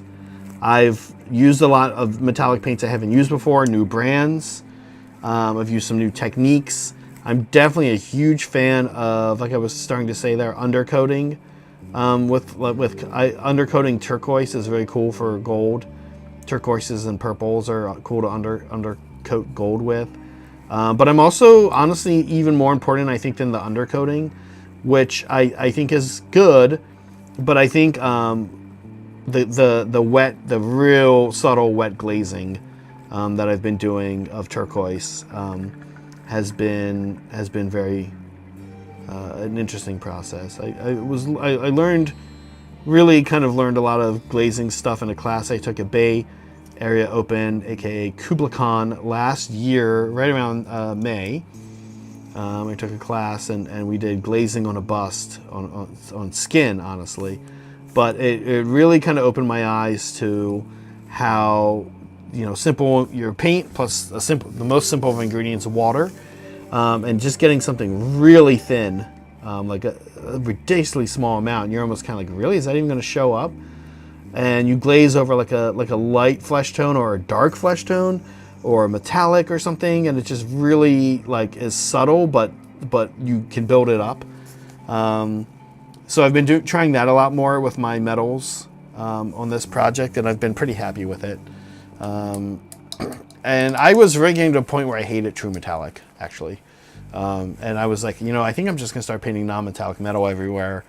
Sorry, non-metal metallic, because I hate this. Like it never looks good. It always kind of shuts down techniques, which is something I don't like when I feel like a process shuts down a technique, or excuse me, a paint or an item shuts down technique. That can be kind of lame. I feel like Turbo Dork or like color shift paints in general do that. That's cool. You get your color shift down. You're like, oh, cool. I want my color shift to be right here. Cool. You put it down, and then you're kind of like, all right, now what? And if you do anything to it, it's like, cool. Yep, doesn't look good anymore. So it's a thing. We are going to undercoat these metallics with a little AK blue green. Shake this up better. Well, I think with painting, also, Soups, the thing is, it's historically a reason people like oil paint so much more than acrylic, because you have so long to work with it, right? And so while you can make mistakes and get big messes with oil paint, of course, it's a little bit different, right? You have like a more working time, and it is possible to kind of hit a little bit of an undo button. Okay, I'm doing a little undercoating here on the metallic for the spears. Again, we'll see. I'm using AK blue green, any kind of turquoise. This is basically exactly the same as Temple Guard blue. We just happen to only have Temple Guard air. And here for this undercoat, I actually would like the paint to be a little bit thicker, so I'm using AK, essentially Temple Guard. Honestly, I don't think it's that much thicker, though, than air. I don't know. Fans of Citadel, I'm kind of always curious. I should ask this when it's a larger crowd, but I'm kind of curious if anybody else who likes Citadel paints, and I do, finds that I tend to use either their base paints. Their metallics, I like a lot of their metallics. They have great metallic colors. I tend to use a lot of their base paints, and I tend to use a lot of their air paints. The layer paints, I typically find I'm like the first thing I'm trying to do with a layer paint is turn it into one or the other of the two. I do have jade. I do have pro-acrylic jade right up here. I like kind of weirdly purposely didn't use any pro acryl, not purposely, just like didn't use any pro acrylic. On the Deepkin. Our collection's not that big, not for not liking the paint, but more so just because we have so much freaking paint, and only so much room, and it's just like, yeah, we just haven't really cleared enough out yet. But I do like pro acrylic, it's nice. No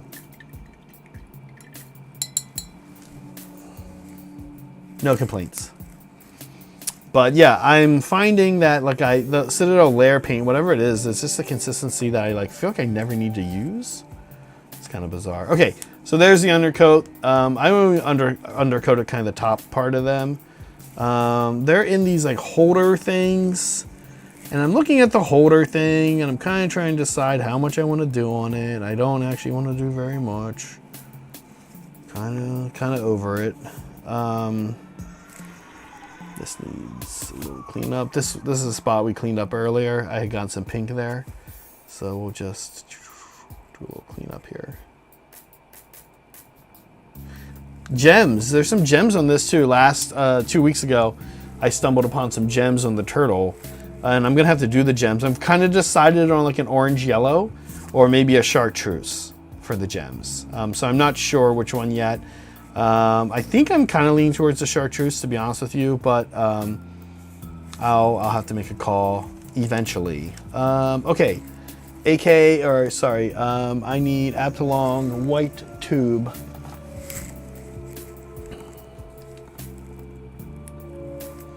I'm gonna knock out some shark teeth. Very thick paint. My favorite white.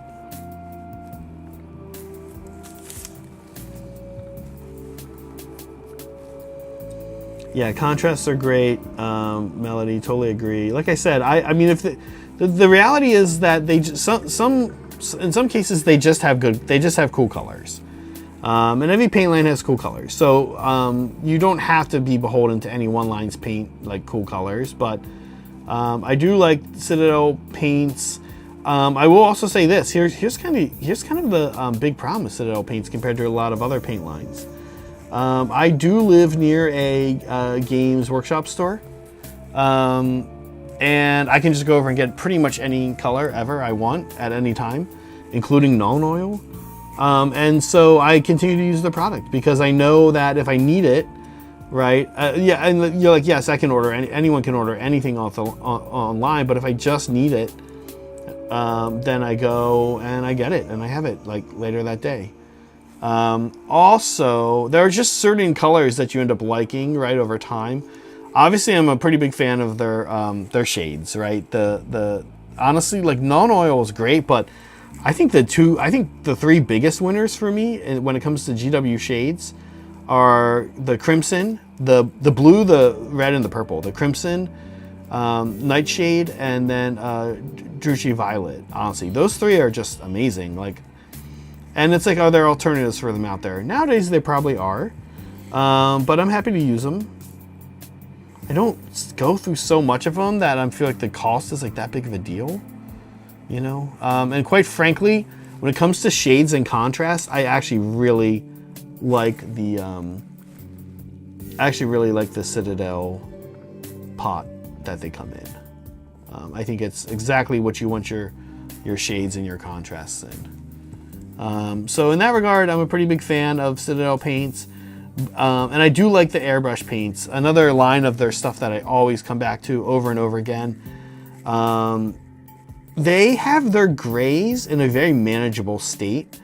And I think so many other paint lines, the gray becomes kind of unmanageable, psychologically unmanageable, right? It's like a million different grays. Or then newer paint lines don't have enough grays. For terrain, there's like just this combo of Corvus. I love Corvus Black also, is a really good color. I use Corvus Black a lot. But also AK Tenebris Gray is pretty great. They kind of do the same thing, just a little different. There's this combo though of Corvus Black, Administratum Gray, and in between there's Mechanicus Standard Gray that I just love for terrain, for stone, for masonry, for concrete. That I just come back to over and over again. It tints well. You can put spray a little Anthonian Camo shade in there, or Corellian Green shade if you want like more of a vivid jungle. You can do browns over top of it. And you know, everybody just becomes used to what they know, right? And it's important to try new things. But I'll say that I've been pretty happy with those lines of Citadel. There's also some colors that I just think are killer that Citadel has. One is Moot Green. Oh my God, we have so many bottles of Moot Green over there. I use them, especially because when I used to keep the paint organized by project and would sometimes even therefore buy new paint, even if I had it in a project bin somewhere else. But like almost all of my armies use some version of Moot Green somewhere. Moot Green is just such a good color. I also really like Phalanx Yellow. It kind of hangs out with Moot Green. They work well together in a little team. And then, you know, it's just like by colors, and people end up liking different colors and different lines for whatever reason. There's a lot of AK colors I like. They have a lot. I really appreciate their... they have something I've always asked for, and then I realized as I start using their paints, without them advertising it or marketing this way, they just have a ton of subtly tinted whites and grays and blacks. Tenebris Gray is an example.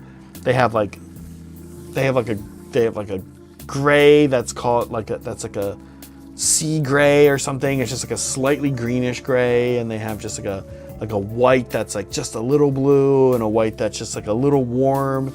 I like that about AK. I hate that you can't use AK through an airbrush. I always have to buy two of them. And these are two different colors actually, and I usually turn one into an airbrush paint, mark it, and then take the other one and leave it thick, which is fine, you know.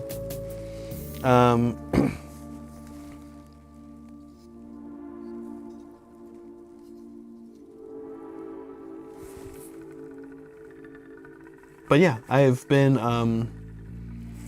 experimenting with different paint lines. I gotta say, if you're waiting, I don't know about you guys, but honestly, I cannot say there's one single paint line that I'm like, oh crap, this is it. Like, I should just switch exclusively to this paint line. I just don't feel like that about any one paint line.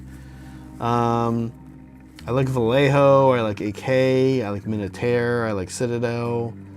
I really like Cuttlefish a lot. Frankly, I'll be honest, it's probably a reason I haven't used a lot of Monument hobbies. I'm kind of like paint branded out. I've used two thin coats. I'm like wasn't that impressed, but also was like not like wouldn't tell anyone to avoid it. It was like totally fine. I would say that I'm the one that Dan from our group, Bear Cavalry, paints. There's the nice thing about these that he does. I'm shilling for him a little bit here, but the nice thing about these is that, well, he has a longer term kind of plan that's pretty cool of how he's going to market these or sell them, how they'll be sold, which is kind of interesting. But the kind of cool thing about these is the bottle tells you exactly what colors are in it. It has like a mark off of the 12 different base colors they use. So like this yellow has 3 in it. The bottle is amazing. It's actually the best bottle. It's amazing and doesn't clog. Oh, and there's a little sticker in there that sticks down in and helps it not clog. I like their texture. It's like they're almost like a little gummy, and that sounds bad, but on a wet palette it's amazing. And then he's like doing the whole like all natural, responsibly sourced thing. And so that's kind of like, I think that's going to be the future of paint lines. It's like everyone can make good paint. Cool. Do you have good colors? And how did I get, what's the bottle? That's going to be a big one. The bottle, the colors, and are you a shithead, right? And there a few paint companies are shitheads, apparently. So I don't know. I'm in the meantime, I'm using a lot of different paints. I like Cuttlefish. They come in the same bottles as Monument Hobby. I love this guy's paint. I love this guy's paint. This is probably my favorite paint line, but you can't, I've struggled to use it exclusively. He makes 2 types, glaze and sketch. Glaze is 5% opacity, and sketch is 55% opacity, so they're not that different from each other. And they're cool. They go through an airbrush. They work on a brush very, very well. They also kind of have that gummy texture that Bear Cavalry has that, again, sounds bad, but I kind of like working with once you get on a wet palette. Incredible colors, super cool colors, like just great colors. And the way he sells them and the packs he sells them in are good. If you want this and Bear Cavalry would be the ones I'd be like, oh, I'd recommend those, right? Bear Cavalry he's just getting going and he only has a few colors, but if you want just like a nice solid starting core, try those out. And you can also, again, you're helping a small local business, not local, maybe to you, they're in Portland, but a small business starting up. And again, they're doing everything like cool. They're not like being gross about their production or whatever. And Cuttlefish is nice, just a ton of colors. But again, I don't feel like I could use this. My Gloom Spikets, my red spiders, my Arachnaroks are this. It came out great. I think like the airbrushing and painting the spiders, but I ended up having to use a lot of other paint lines to supplement it because it's like very transparent. Frankly, moot green. That's kind of like where I end up usually often going back to Citadel. Okay, enough blabbing, back to work. I did the shark's teeth. What I'm gonna do now, I've been doing this thing with white a lot of times with sharks. The shark's teeth I do this with. I like to do this with parchment, where I'm gonna just give it a little bit of yellow up at the top. Not even really sure that makes sense for shark's teeth, but it kind of gives a little bit of life to the white tooth there. You see that? I don't know how well you guys can see. I just did those two. By the way, I'm using, this is the other favorite GW shade of mine is the yellow, the Casadora yellow. Incredible. Wow, holy crap.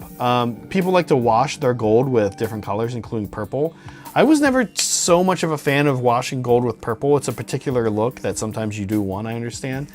But wow, wash gold with this stuff, man. It is so cool. I might actually wash this thing with it, with the Casadora yellow.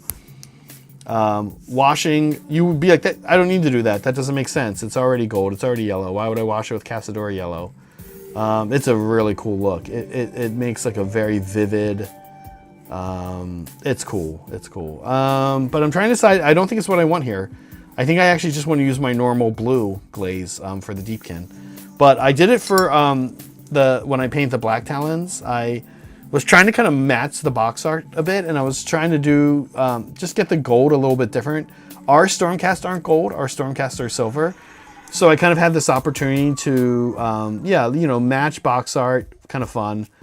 And then also, in addition to matching box art, just kind of do my own thing at the same time. And so I did that, and I ended up with a gold that I didn't think was vivid enough And then kind of on a whim, I was like, you know what? I'm going to try just rinsing it with this, washing it with this Casadora. It's awesome. I'm really happy with how it came out. Yeah, I said the blue, they're greens too. Citadel Shade, honestly, like contrast is great. I still use way more shades though than contrast, I'll be honest with you. But I also think contrast is this interesting paint type that lives more on the desks of painters who airbrush less, if I'm honest. I feel like I airbrush a lot. I even like keep airbrushing once I'm done airbrushing. Like I have an airbrush set up here. You guys saw me do things. So I don't feel like I use contrast a lot. I feel like I can pretty much either use an airbrush or on the other end of the spectrum, like a Citadel Shade, to get what I'm going for. Okay, there's a couple other little hangy things on here, and the colors I've been doing for the hangy things are the pink again, to be consistent. There's an orange I use, it's actually cuttlefish, and there's blue. So pink, orange, and blue are kind of the colors I've been, oh god, it just made a big mess. All right, eraser.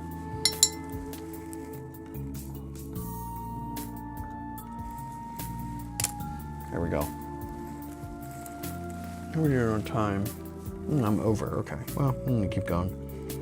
I want to finish the howdah, if I'm honest. I want to finish the howdah, so. Okay.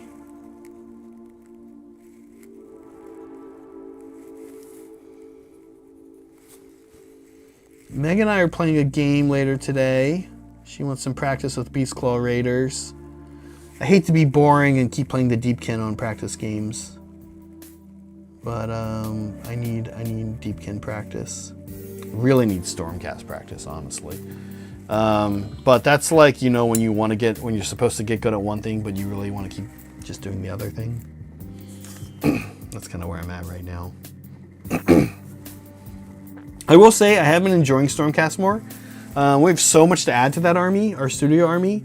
We have so much more to add, and I've been adding it, and I've been finding units slowly that I like, little elements of playstyle that I like.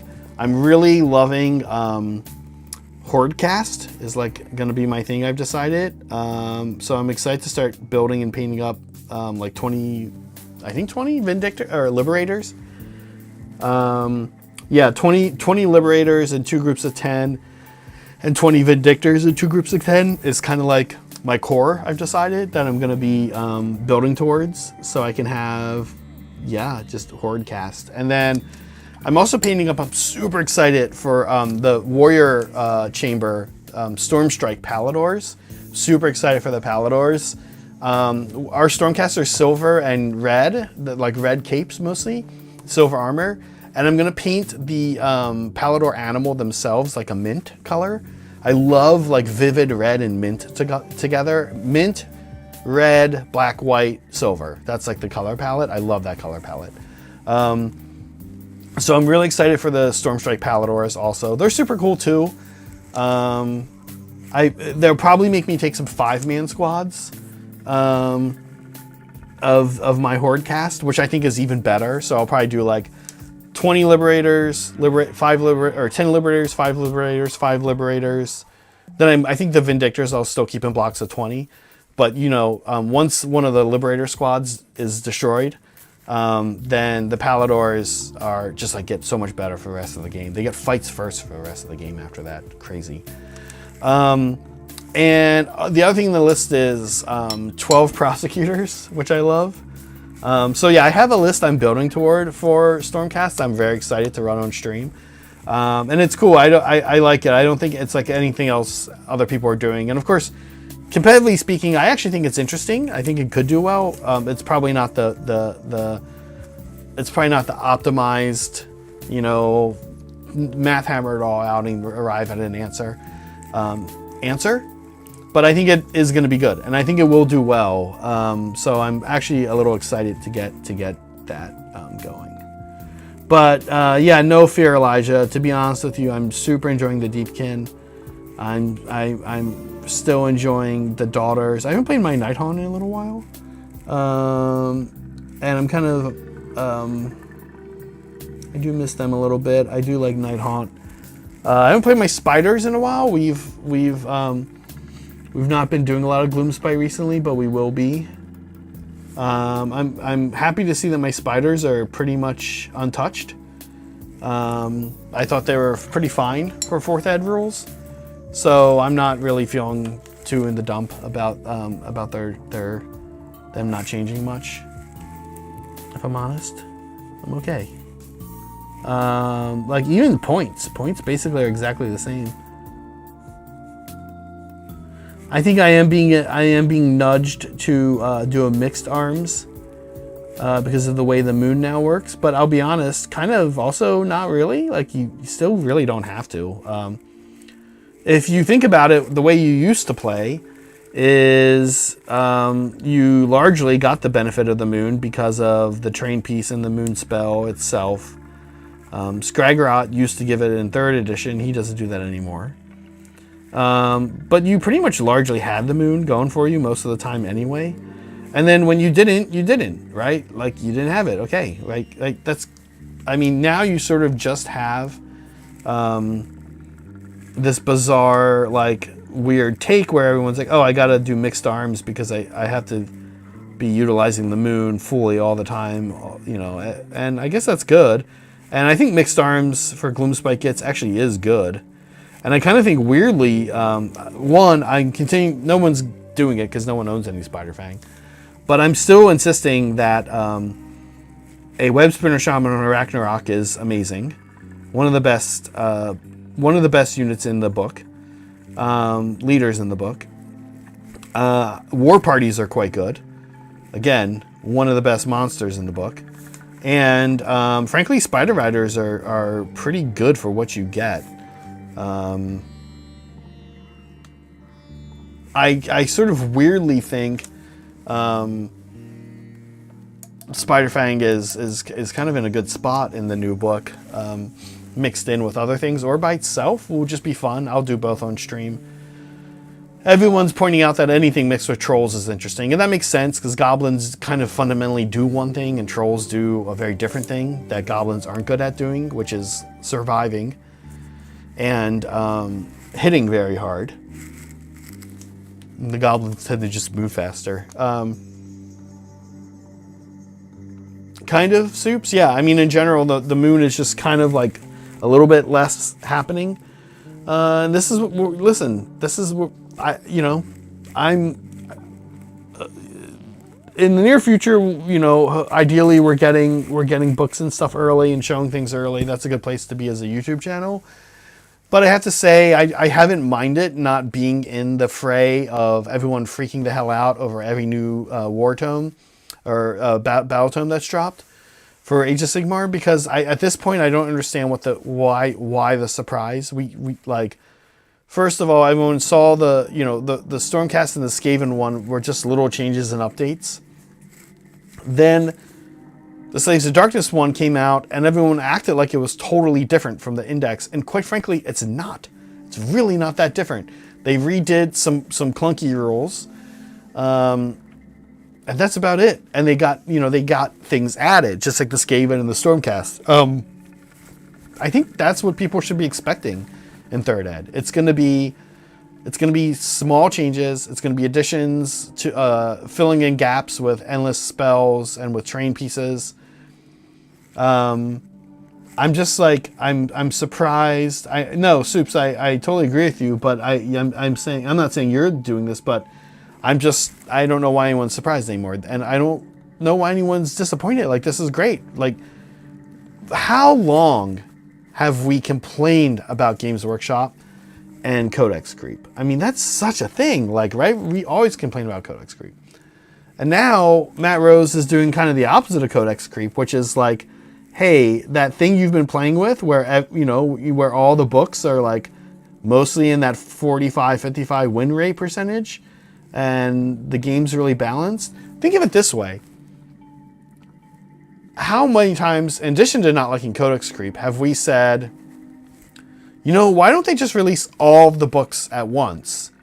This is what they've done. And now you're asking them, each book, okay, cool. It's all fairly balanced and we're tweaking with every 3 months we're tweaking, we're getting a new season every year, we're doing a bigger tweak every 6 months, right?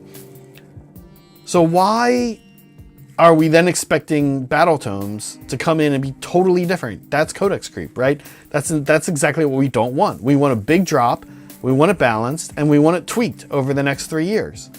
That's exactly what this is doing. I mean, honestly, the fact that battle tomes are even existing and being sold, if people want to complain, that's what you should complain about, right? Like, because they're not that different from the indexes, right? You should be like, hey, wait a minute, I'm having to buy something again. And people are complaining about that. But like, really, right? Like, we don't want codex creep. Cool, no codex creep. We want a balanced drop where things come out like all at once. That's what we got. I'm, you know, people are kind of never going to be happy. That said, you know, we are getting new armies of renown. That's cool. And I'll be the first to admit, I was about to say, that said, I wouldn't mind seeing, like, I think like a lot of people, while I'm not necessarily upset about the power level not increasing up. Of course, I don't want that. But yeah, of course, I think some of us want it, like, we're kind of hoping for some armies maybe to get a second spell lore, or some armies to get, honestly, yes, exactly, Polly, exactly what I was about to say. What I would like, tuning a regiment system, I can deal with when the season changes. But in a book, what I would have wanted to see is, I would like to see a unique enhancement for each faction. So, for example, and there's stipulations depending on the faction, right? So, for example, give mount trait. Bring back mount trait for who's an army with Deepkin. Bring back mount traits for Deepkin, right? Cool. They get their 3 artifacts. They get their to pick from. They get their 3 heroic traits, and now Deepkin have mount traits. Cool. 3 mount traits. Pick one. Okay. Give it to. Oh, and it can also be given to like a Leviadon or something like that, right? Then go to something like Chaos, Slaves of Darkness. Give them their Ensorcered Banners back, right? Like, give Stormcast their Holy Prayers back, like, right? Give each one like a unique one. Some go on units, some go on characters, some go on cavalry units, some go on infantry, like Daughters of Cain, right? Pick a Daughters of Cain infantry unit and give them one of these, right? Like, that'd have been cool. A little variation, text into what the army kind of is known for. I'm totally with you on that, Polly. I would have loved to see something a little bit more, one more layer of enhancements, I suppose. Okay, I'm, by the way, taking some Fulgrim pink here. Actually, this isn't even Fulgrim pink. It might as well be, but I just put white into the Emperor's Children. And I'm pretty much doing a dry brush. It's a little bit less of a dry brush, and I guess a little bit more of like an overbrush. And again, I pretty much could just use Fulgrim pink for this. It's basically the same. But I have the wet palette here. I've got the white. And I'm just going through where the pink things are. It's like catching a highlight, but also trying to bring the layer up a little bit. I'm going to do one last shade, a very targeted, selective kind of shade. But this Fulgrim pinkish color is the color we're going for on all these pink tile kind of. I kind of think of them as like almost like porcelain. I'm imagining the material, pearl or coral or something like that. In the case of the Deepkin, probably. Yeah, I definitely think that that's a valid request, Polly. I've been thinking the same thing. I was hoping we would get something like that.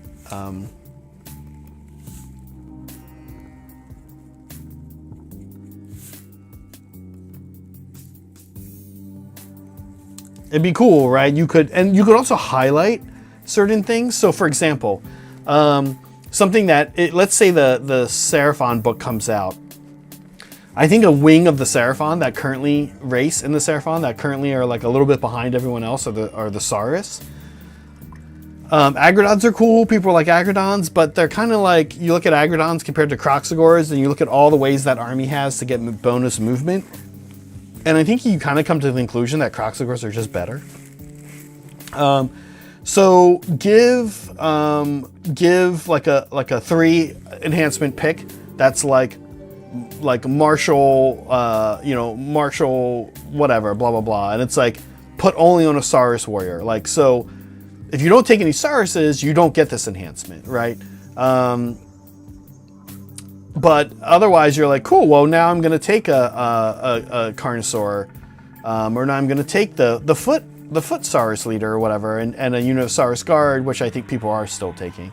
Or, oh, here's the Saurus Rider on Agrodon leader. I'm going to take him with my Agrodons because he's got this cool bonus that gives, them a 6-up ward or whatever, something, right? Like, that are close to him. So I think something like that would be super cool. That would be what would have been looking for. That I think maybe that was a missed opportunity. But look, I mean, there's probably a good, or don't. You know what I mean? Like, or don't make those up. And I guess that's what they went with. And let's not kid ourselves. That's codex creep, right? If you give those to all the new books that come out, that means that from a perspective of trying to keep things a little more balanced, that means right now, Slaves, Gloomspite Gits, everything that's come out, Skaven, Stormcast, Orcs, those all have 1 more enhancement than, I have 3 enhancements because my book came out, you have 2. They could have released some generic enhancements or something like that for 1 more. Yes, but they could also put it in the seat. That's how they could fix this moving forward, Polly, is they could come up with a generic one, a generic set, and then as books come out, the books could get specific ones. And frankly, that's never a bad formula. You can make really good generic enhancements. We've seen it before. I mean, remember when everybody just took the 5-up ward? Frankly, when it became a 6-up ward, people still kept taking it in a lot of cases.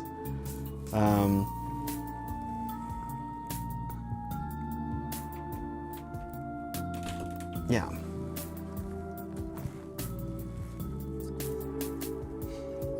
Okay, so I am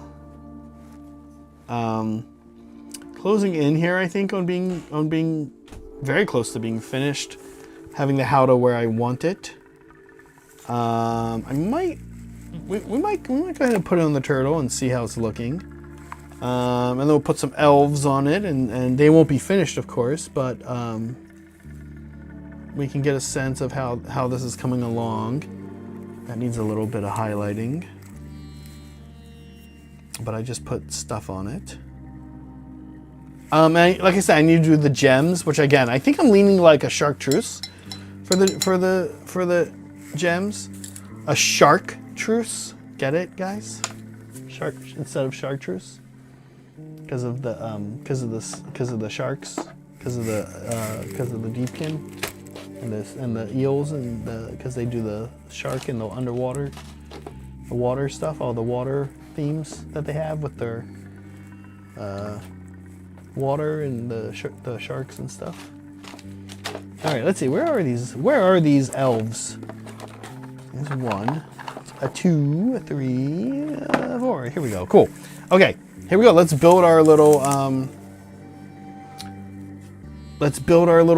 play set. God, I love building a nice play set. Here we go. There's our turtle, mostly done. Still need to do some chartreuse gems. Look, there's all kinds of chartreuse gem spots here.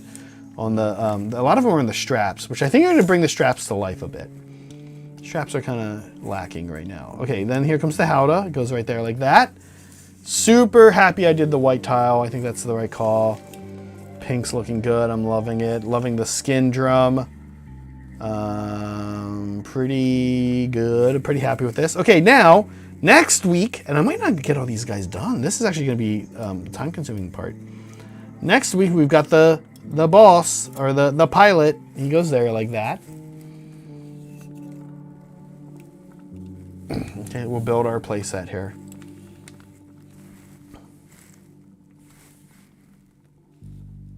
A little dark to see him. He's not fully painted. Here, we'll put the turtle up so you can kind of see the action a little bit more. It's out of focus too. Focus on the damn guy.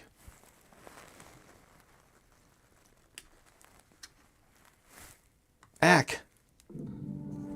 Chris, thanks for gifting the membership. I appreciate it. Always do.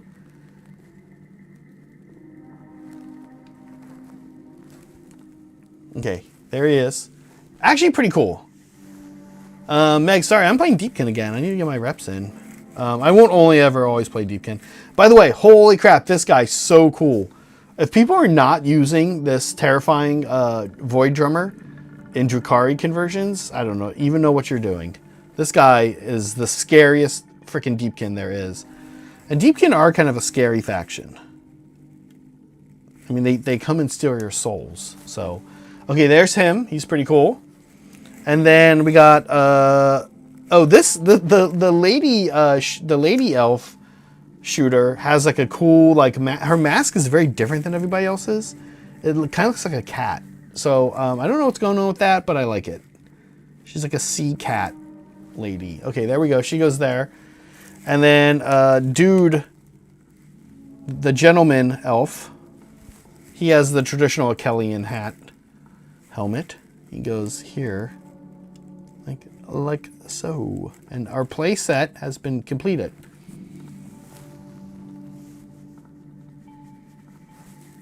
Yeah, she elf is offensive, Polly. You shouldn't use that. Okay. Look at this play set. How cool. We're getting so close to the play set being complete. Oh, fun story too. I ordered the Magnet Baron kit for him, and I ordered the tall Magnet Baron kit. So that means he's going to be like up this high when we play. It's going to be so cool. Okay, that's, I think, it for today. I appreciate everybody hanging out with me. I truly do. If you're a Mandrill, like Meg posted here in chat, I suppose we are going to be playing this game somewhere. I think in Discord. I'm not sure yet. That's kind of her call. That's it. We did it. We got the howdah close up. Let's do a little howdah close up. Last minute howdah close up here. I'm pretty happy with the drum. I need to think about how I'm gonna varnish things. I don't typically varnish metallic. Some stuff needs varnish. The drum. I might do the tile satin and try it out. It's currently glossy, but it was also airbrushed over a little bit again. So I need to figure out how I'm gonna varnish things. I kind of am, like I said, interested in maybe trying satin. I might also just do matte, aka normal matte, which is like a glossy satin for some reason, whereas aka ultra matte is the matte that we know and love. Anyway, there it is. There's the howdah. I'm happy with it. Thanks, everybody. Next week, on to Elf Riders. See you, folks.